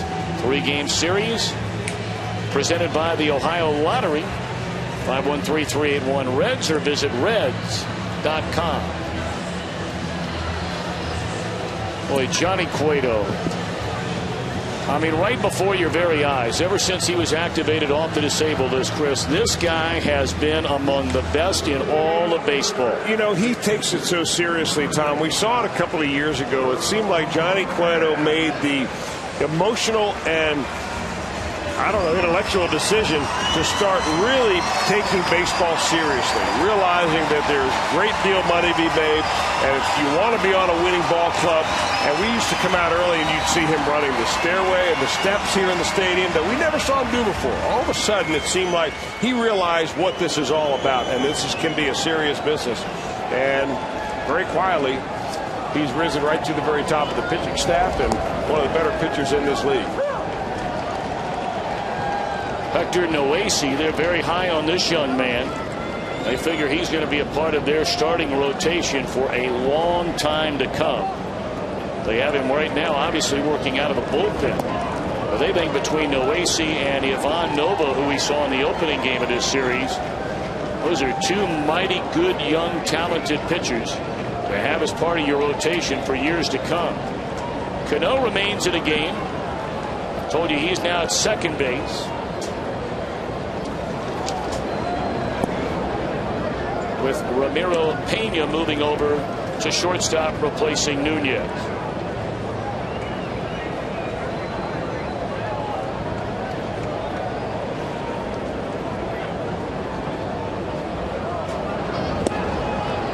Fernandez gone swinging to begin the Reds' 7th inning.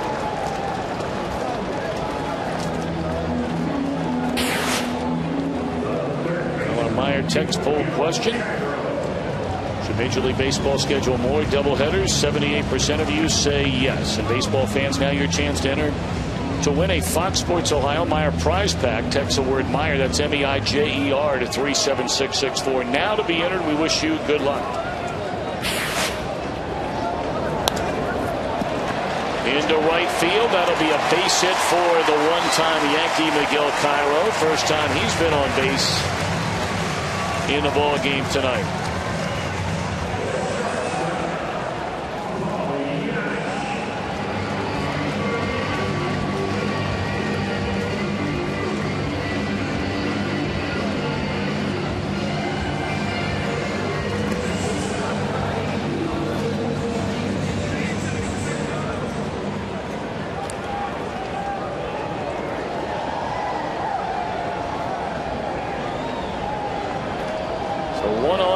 For Giannis, who has one hit in 2 at-bats. Giannis had that 1-out single in the 5th inning. Cueto bunted him over. And then with a 2-1 lead, that turned into a 4-1 advantage when Heisey hit his 2nd home run of the game.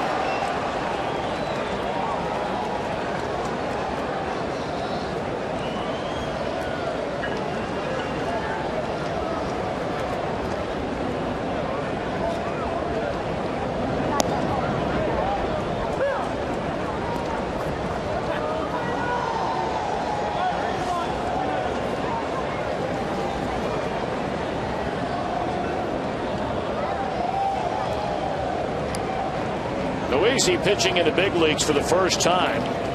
Made his major league debut on the 18th of May in Baltimore. Got a win in his major league debut. And Giannis turns on one and hammers it into left. Quickly getting to the ball out there is Gardner to prevent Cairo from going first to third. And Giannis a 2-hit night.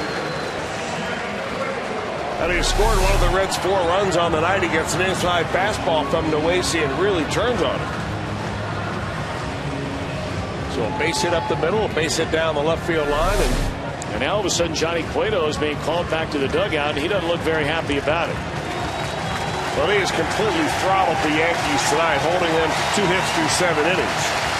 And they'll get a big round of applause as he goes back into the dugout. But you're probably right. But that's what happens in National League Baseball. Maybe in the American League, Joe Girardi doesn't have to make tough decisions like that. With the bullpen for the Reds, for the most part, when you give the bullpen a lead this late in the ball game, they've been pretty dependable. 7 innings, only 2 hits allowed by Cueto.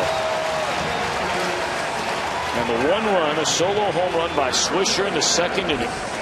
He allowed a single, a walk to begin the 7th. Struck out a batter. Was charged on an error. Unable to catch a throw from Joey Votto, which loaded the bases with only one out in the top of this 7th inning. But he got Pena to hit a ground ball to Votto. They got the force out of the plate. And then he got Jorge Posada on a very weak roller to Brandon Phillips to get out of the inning unscathed. Cueto's going to have a very hard time making the National League All-Star team because he didn't start with everybody else. He didn't come back until well over a month into the season. But there is very little doubt, had Cueto not opened the year on the disabled list and pitched like he has in now his 9 starts since coming back, Cueto would be on his way to Phoenix, Arizona. Right now, he's one of the top 5 pitchers in this league.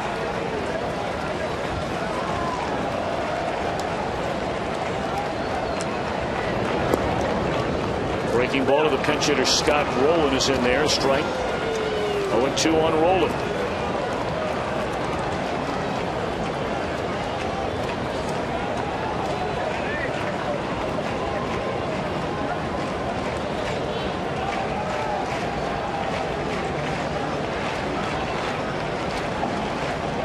The 3 best pitchers in the National League so far this year have been, without question, Jair Jurgens, who leads the league in ERA and is tied for the league in win, with the other 2 guys who would fill in the 2 and 3 spots.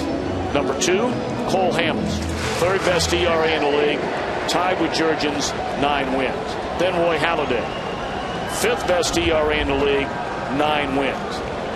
The 4th best pitcher in the league so far would be Tim Hudson. 8 wins on the year. And of course, he's had to battle through some injuries. Tommy Hanson in Atlanta having a very good year. That's in the air, hit well left field. Is it fair? That is a fair ball. 1 run will score. They're going to hold Giannis. And a pinch hit double by Rowland makes it a 4-run lead. Well, the at-bat was not looking very good for Scott Rowland. He went down 0-2 early, saw a fastball and a slider. And he gets another slider right here, but this time Hector Noese hangs it, and Rowland drives it down the line. The only question was whether it would hook enough to stay fair or foul. And right against the foul pole, it looked like at the base of the wall. Rowland picks up a double, and that's a big run.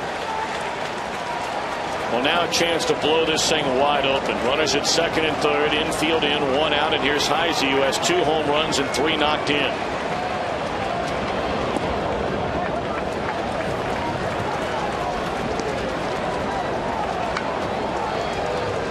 You'd be thrilled with just a sac fly here. I mean, you love to have a 3-run home run or a 2-run single, but you get that sac fly at the minimum. Well, if you're Chris Heisey, what you're thinking, I want to hit the ball hard. That's not going to do it. Ground ball to the shortstop. And the runner is tagged out, or did he? He's out.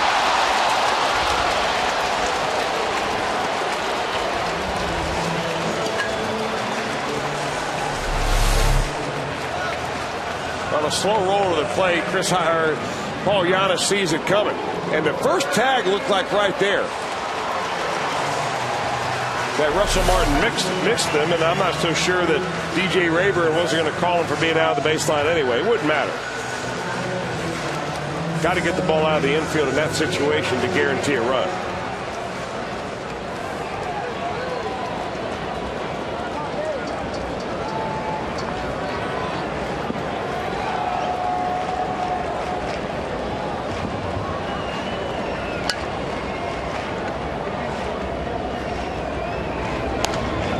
Phillips, a bouncing ball to hold it short. This will be safe at 2nd and a run scored.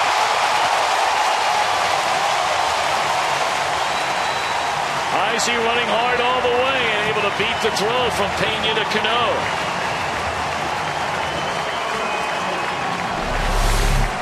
Well, the ball hit very slowly off a breaking ball right there. Brandon Phillips is boot scooting it down the line. He's thinking maybe that throw is going to come to first base. But they decide to go to shortstop, and And even with Robinson Cano playing second base like it is first base, stretching, trying to grab that ball quickly, Izzy gets in there in time, and that is a big run. And it scored an infield hit for Phillips, and rightfully so. There was no way they were going to throw him out of first base. So now Votto with 2 big runs in here in the bottom half of the 7th inning.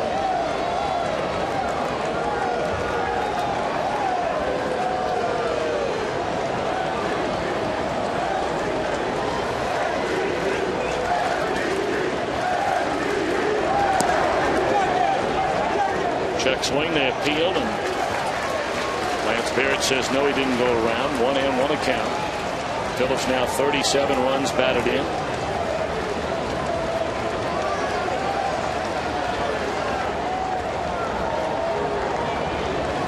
Votto 0 for 3. Twice his bounce to second. He's also flied out to right. There's another good pitch to hit. He had one in his last at bat and fouled it away, and had another good one right there.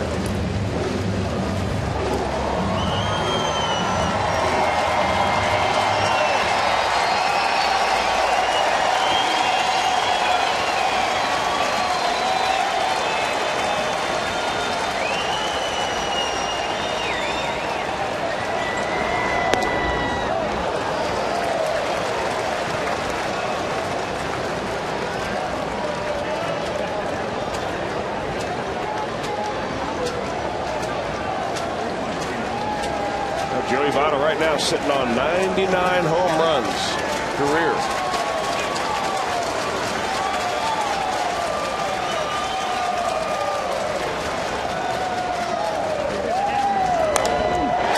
Base hit into left field. They're going to hold the runner at third. Gardner got to that ball so quickly. Boy, does he get a jump on balls in the outfield. Well, he was playing a little shallow anyway, trying to take the short base hit away from Joey Votto to left field. That ball was struck well, 1 hop, and Gardner's right there. Mark Berry's putting the brakes on.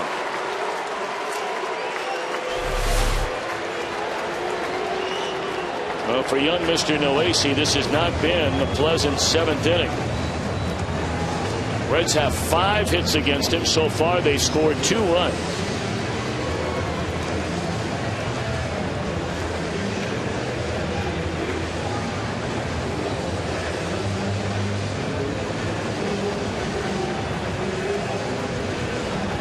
We can read Larry Rothschild's lips here. Very specific on what he wanted to have happen on the first pitch in this at-bat to Jay Bruce and how they were going after him the rest of this at-bat.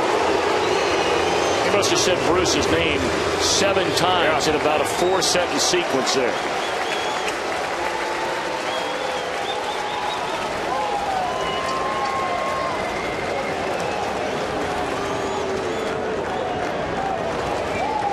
Reds leading by 5. They're loaded with 2 out. And a first pitch breaking ball, figuring Bruce was looking dead red.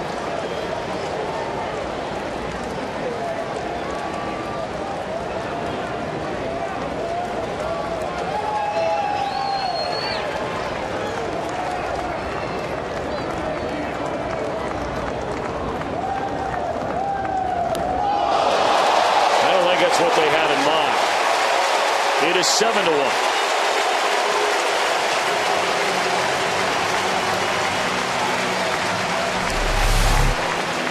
Well, a first pitch breaking ball, second pitch fastball up and in, and that little sidearm sling of Hector Noesi gets that ball way up, and it cut right into Jay Bruce.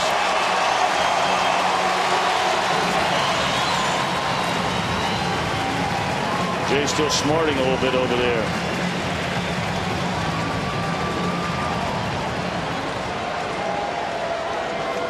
Now they're loaded for Johnny Gomes. Still 2 out. Reds leading now 7-1 after this 3-run 7th inning.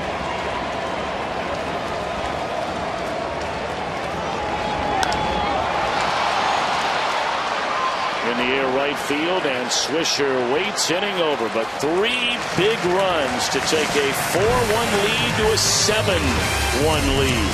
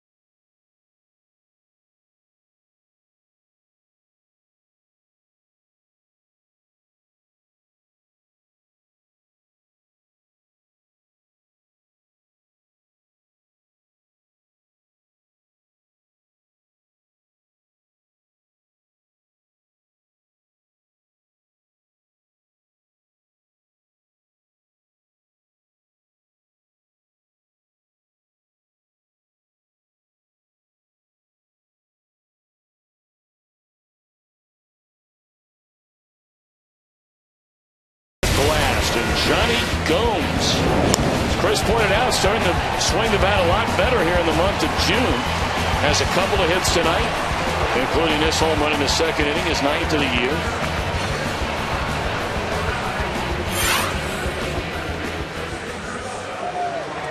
And the Reds with a 7-1 lead. We have changes in 3 spots. Heisey goes from center field to left field.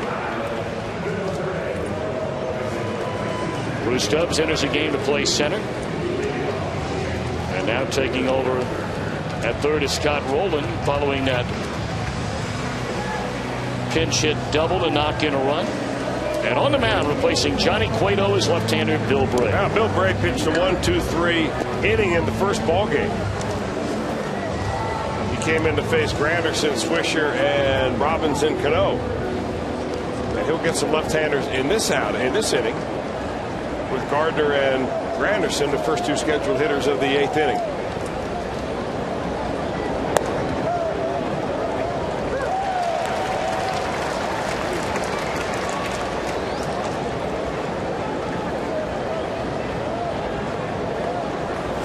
One to Gardner.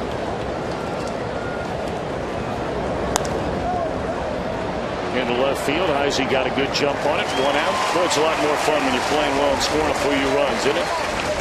Certainly enlivens the crowd a little bit. They didn't have a lot to cheer about the first couple of games of this series.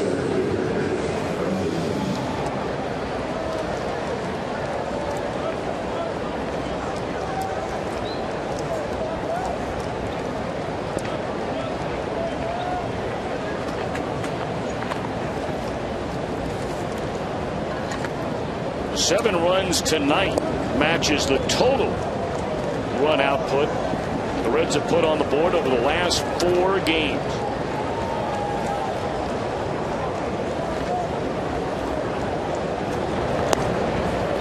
Of course, they still have another week plus 10 total games. Is that right? 10-9 total games against American League teams. They have the 6-game, 6-day road trip through Baltimore and Tampa Bay, and then the 3 here against Cleveland before they get right back in the heart of the National League Central. That last road trip leading up to the All-Star break, where they play 3 games in St. Louis and then 4 games in Milwaukee.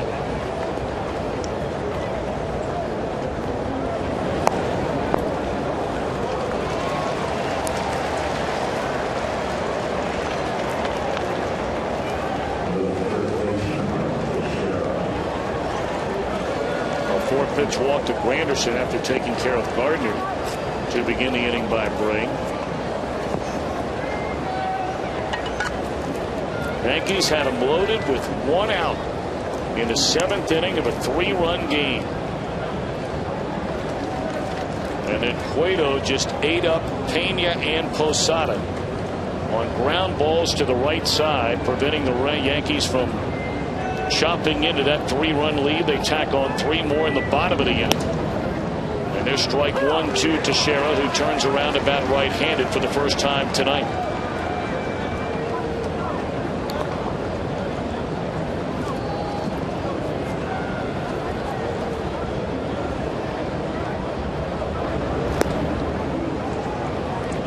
Teixeira almost dead even this year as far as the batting average is concerned. Obviously, the power numbers are going to be heavily tilted to the left side of the plate, with far more at-bats than you get as a right-handed batter.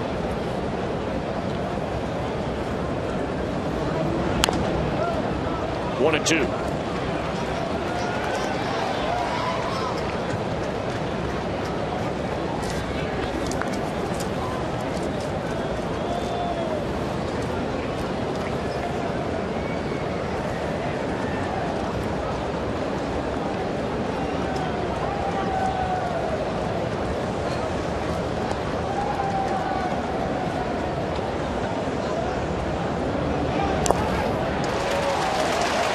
In and out of the mid of Ramon Hernandez. Folks, remember to Come for the Reds and stay for more fun. Enter to win Cincinnati USA Getaway Package by visiting cincinnatiusa.com/boxsports.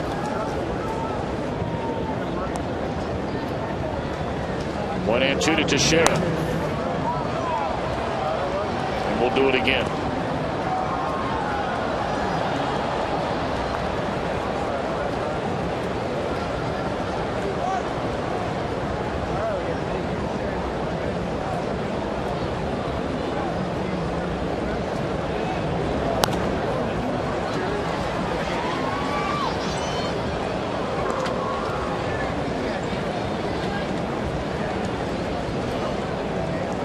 To see the Yankees, obviously, these 3 games during the regular season, and pretty much, Chris, we're working, nights when the Yankees are playing somewhere else, so you really don't even get a chance to watch many, other teams on television. But the one thing that really I'm just stunned by in regard to Teixeira, for a guy who has put up the power numbers that he puts up every single year.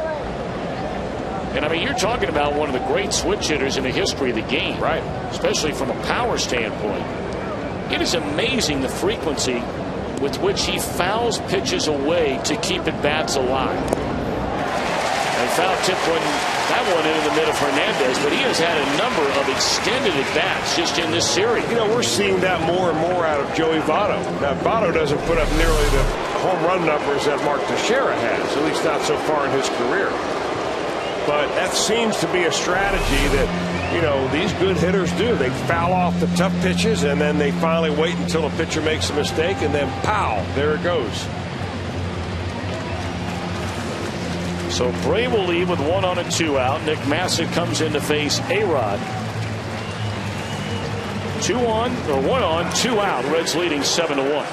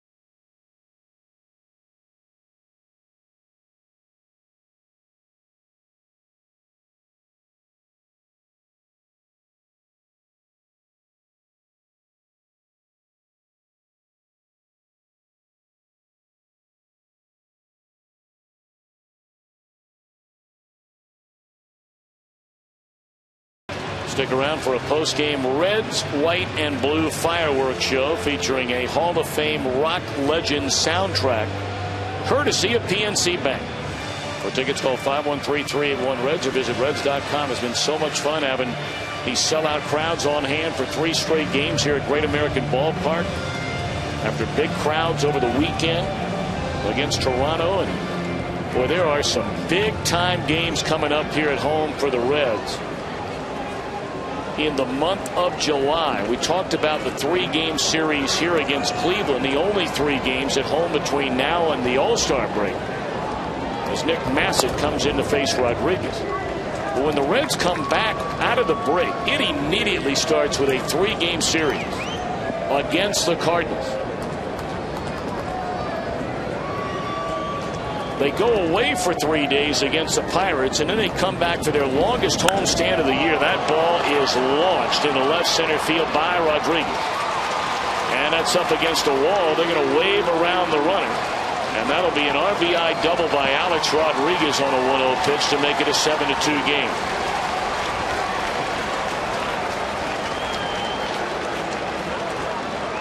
Well, he fell behind to Alex Rodriguez. 1 ball, no strikes on a fastball, missed out of the zone. Here comes another fastball. And that is in the hitting zone.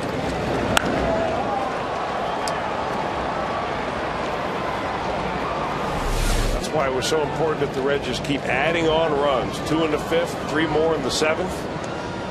And you take into this inning a 6-run lead, you give up a run, there's no big deal. So the inning continues now for the switch hitting Nick Swisher.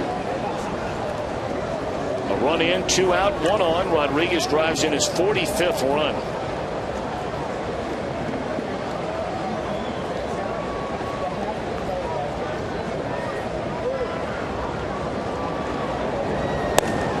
Cliff Lee working on a shutout. Cardinals batting in the bottom of the 6th inning at Busch Stadium. Philly with a 3-0 lead there. Told you Milwaukee lost earlier today against Tampa Bay, so going into nighttime play, the Cardinals have picked up a half game on Milwaukee in the Central Division, and now the Reds trying to pick up ground on the Brewers. A half game on them and a full game on St. Louis.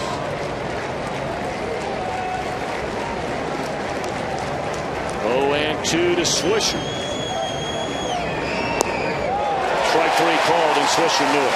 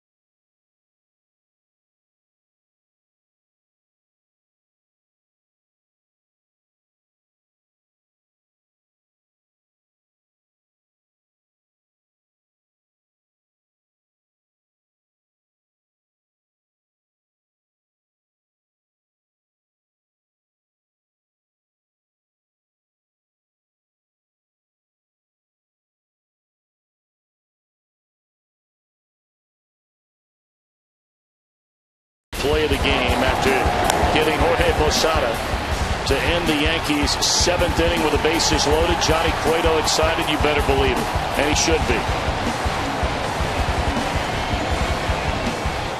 Of course, this is the first year that Cueto is pitching with a guaranteed contract. Reds gave him that long-term deal. Now, how the rest of that contract plays out, nobody has a crystal ball. We'll never know. But what we do know is this. In this his first season since getting that contract, he's been better than he's ever been. And oftentimes you hear, oh, a guy gets a contract, he's going to go to the tank. Well, Cueto's getting better and better. I think, Tom, when you're a general manager and you award a guy a big contract, you decide whether you should do that or not. One of the prevailing issues that you take up is, does this player want to be the best pitcher or player in the league? Does he want to be an all-star? Or does he just want to make a lot of money? And if you can answer that yes, that this player wants to be the best pitcher in the league, if he's a pitcher, for instance, then you got the right guy. And I think they certainly do with Johnny Cueto. You know, I don't ever remember hearing it put the way you just put it, but I tell you, that is that is as insightful as any way I've ever heard describe a long-term contract and why you would give a guy that contract. There's a base hit in the left field by Hernandez. And I tell you what, after hearing you put it that way, I'm not so sure about a lot of guys that have been given long-term contracts around baseball. You're right. Because I'm not sure the answer to that question is yes. I mean, some guys just want to be good. But the guy that you give a ton of money to and guarantee for years and years that you're going to continue to give him money, you want that player every year to step up and say, I want to be the best player in the league this year. I think you've got one in Johnny Cueto. I think you can read it in his eyes. This guy is not afraid of anybody. And I think he took it upon himself tonight to realize this was a very important game for the Reds, that he's pitching against the New York Yankees in his hometown now, Cincinnati, Ohio. And he's going to take it right to him.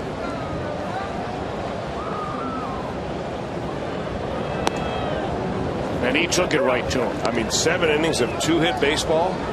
Absolutely right.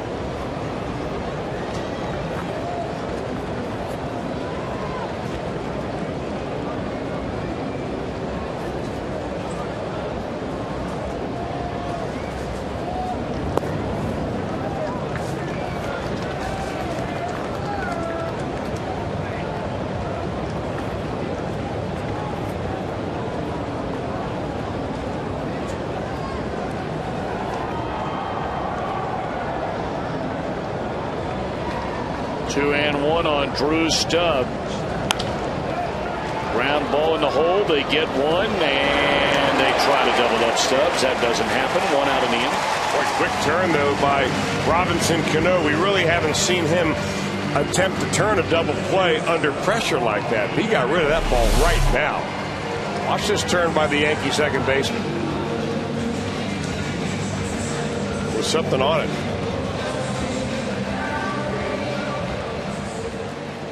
But from the Reds standpoint, a good trade-off. You get Hernandez off the bases and put Stubbs in his place.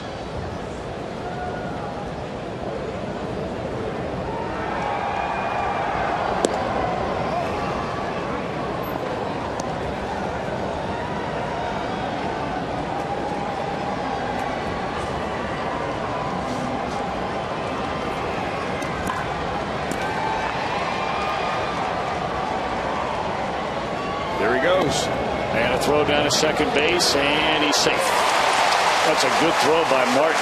Well, he made that a pretty close play. He really did. He came up through it right on the money. The Lacey's pretty quick to the plate. But Stubbs is going to take a chance. Dusty Baker wants to get that run back. I'll tell you, if he tags him, he's out. Looks like he just swipe tagged him and missed the tag. 22 stolen bases now for Stubbs. He's only been thrown out twice all year. Giannis drives this ball into deep right center field, but Granderson back to get it. And tagging and advancing on to third is Stubbs. 2 out. And now Roland will bat for the second time since coming on just 1 inning ago. And he had that pinch hit double down the left field line.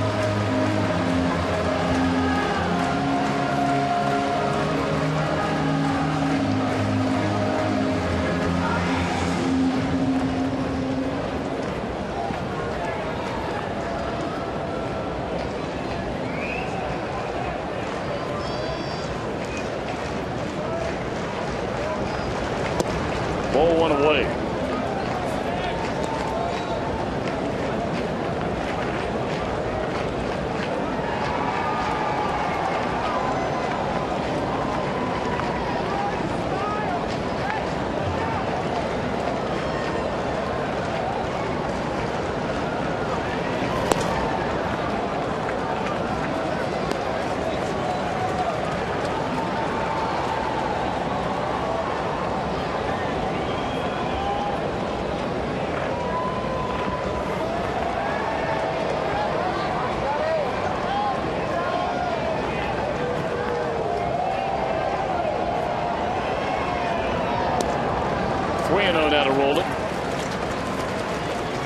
Noesi came on in the 7th inning, allowed 3 runs and 5 hits.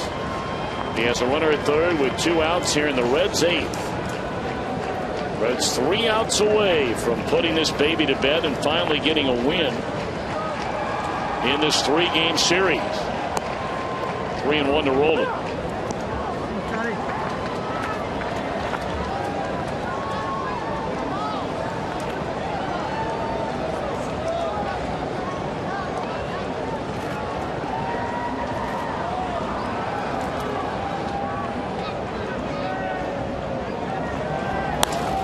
Base hit right field. Not a bad night off the bench for Roland. 2 at-bats, 2 hits, 2 batted in.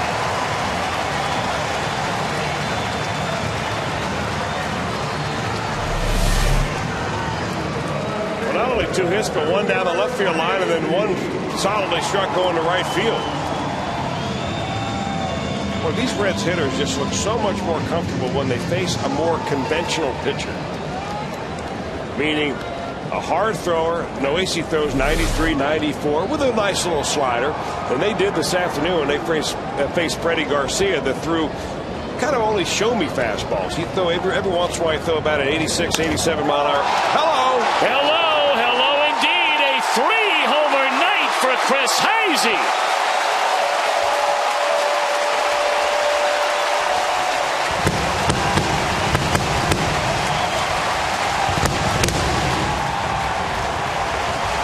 Solo home run in the first, 2-run home run in the 5th, 2-run blast here in the 8th inning for Heisey. You don't see many curtain calls here at Great American Ballpark, but if there's ever a time for one, it is right now for Heisey. His first multi-homer game of his career. They're still standing. They're still cheering. Attaboy.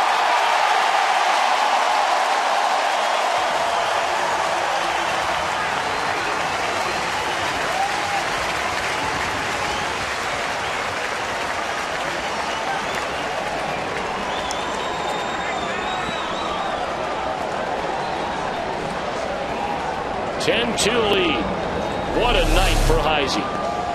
Well, another hanging breaking ball on the inner part of the plate, and he has been all over that spot all night long.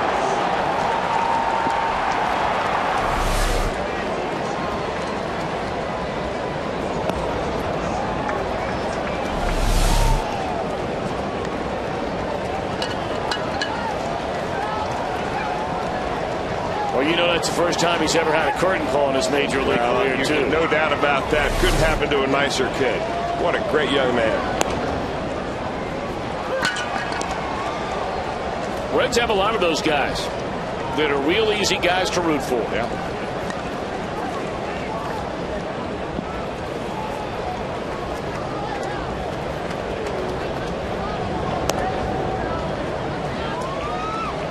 You brought up earlier about, the question you asked when you're signing a guy to a long-term contract.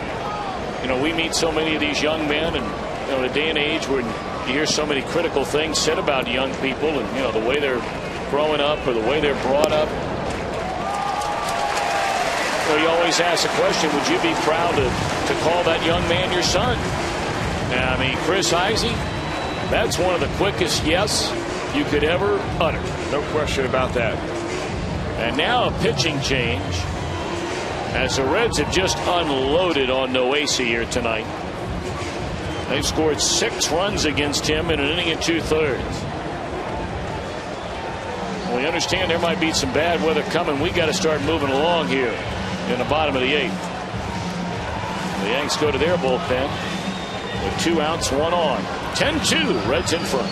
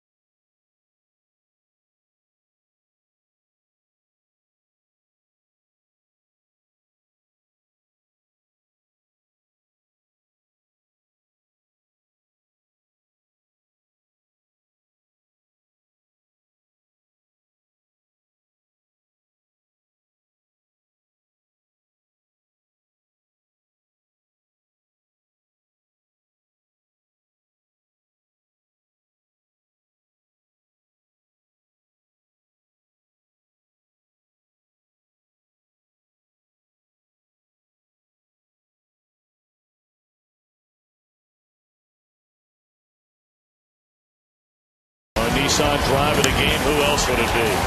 This would be plural drives of the game. Home run in the first, solo shot. 2-run homer in the fifth. 2-run homer in this 8th inning. First multi-home run game in the young career of Chris Heisey. Luis Ayala takes over on the mound, trying to get the final out here in the bottom of the 8th inning. Reds have poured it on their last 2 at-bats. It was a 3-run game when they came to the plate in the 7th. Check swing roller. And Rodriguez throws out Votto to end the inning. But the Reds get 3 more. We go to the 9th. Reds leading 10-2.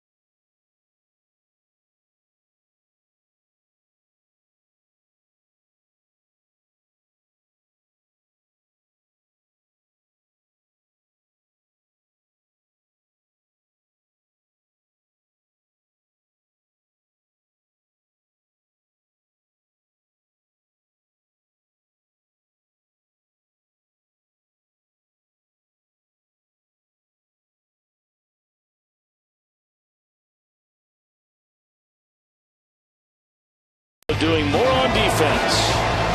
Play of the game. Cutting down a potential run in that 7th inning with the bases loaded and 1 out.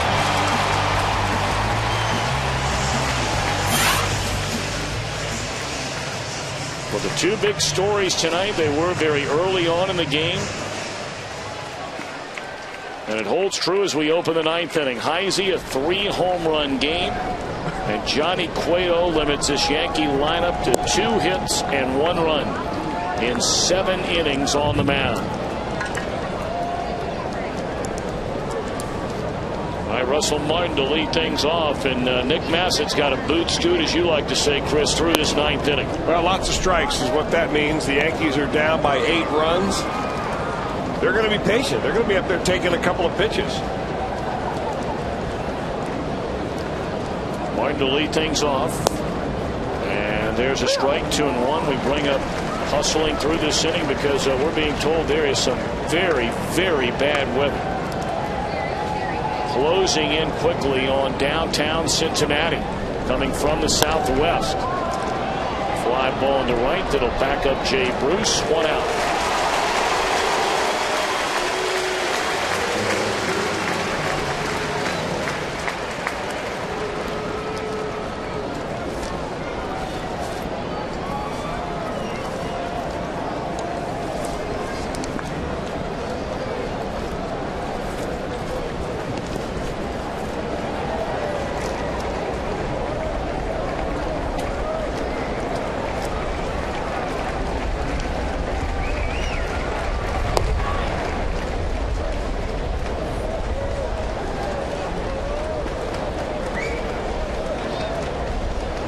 Came on the bat in the 7th inning with 2 on. Reds at the time had a 3-run lead. There's a rocket into center field by Cano.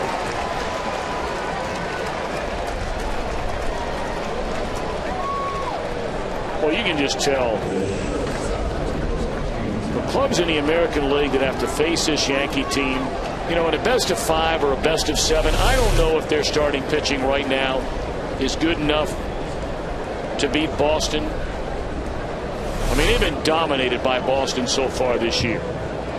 And I don't know if their starting pitching is good enough to beat Tampa Bay or some of the other contending teams.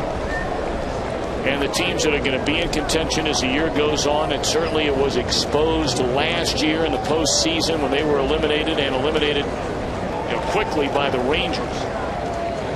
But there's a strike. They let the runner take second base. If you're a pitcher, you better be on your game to stop this lineup when they've got all the horses in the lineup. Well, they can wear you down. No doubt. Not only do they hit the long ball, Tom, we saw how patient they were in the first couple of games, how they slapped the ball into foul balls and made it so tough to just get them out.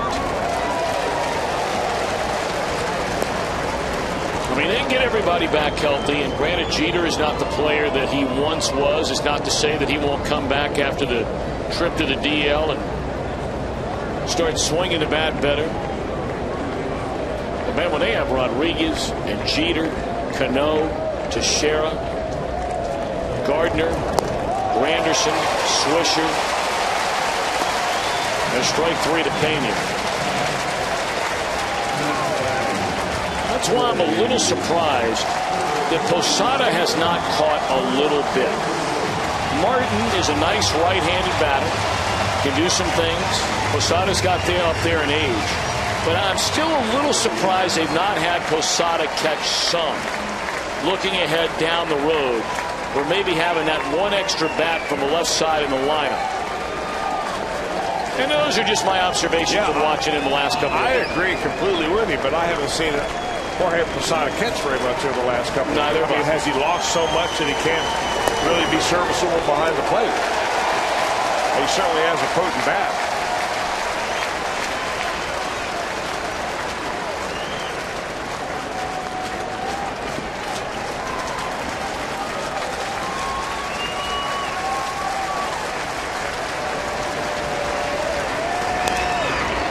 One on and foul out of play. A 2-2 on the pinch hitter and former Red Chris Dickerson.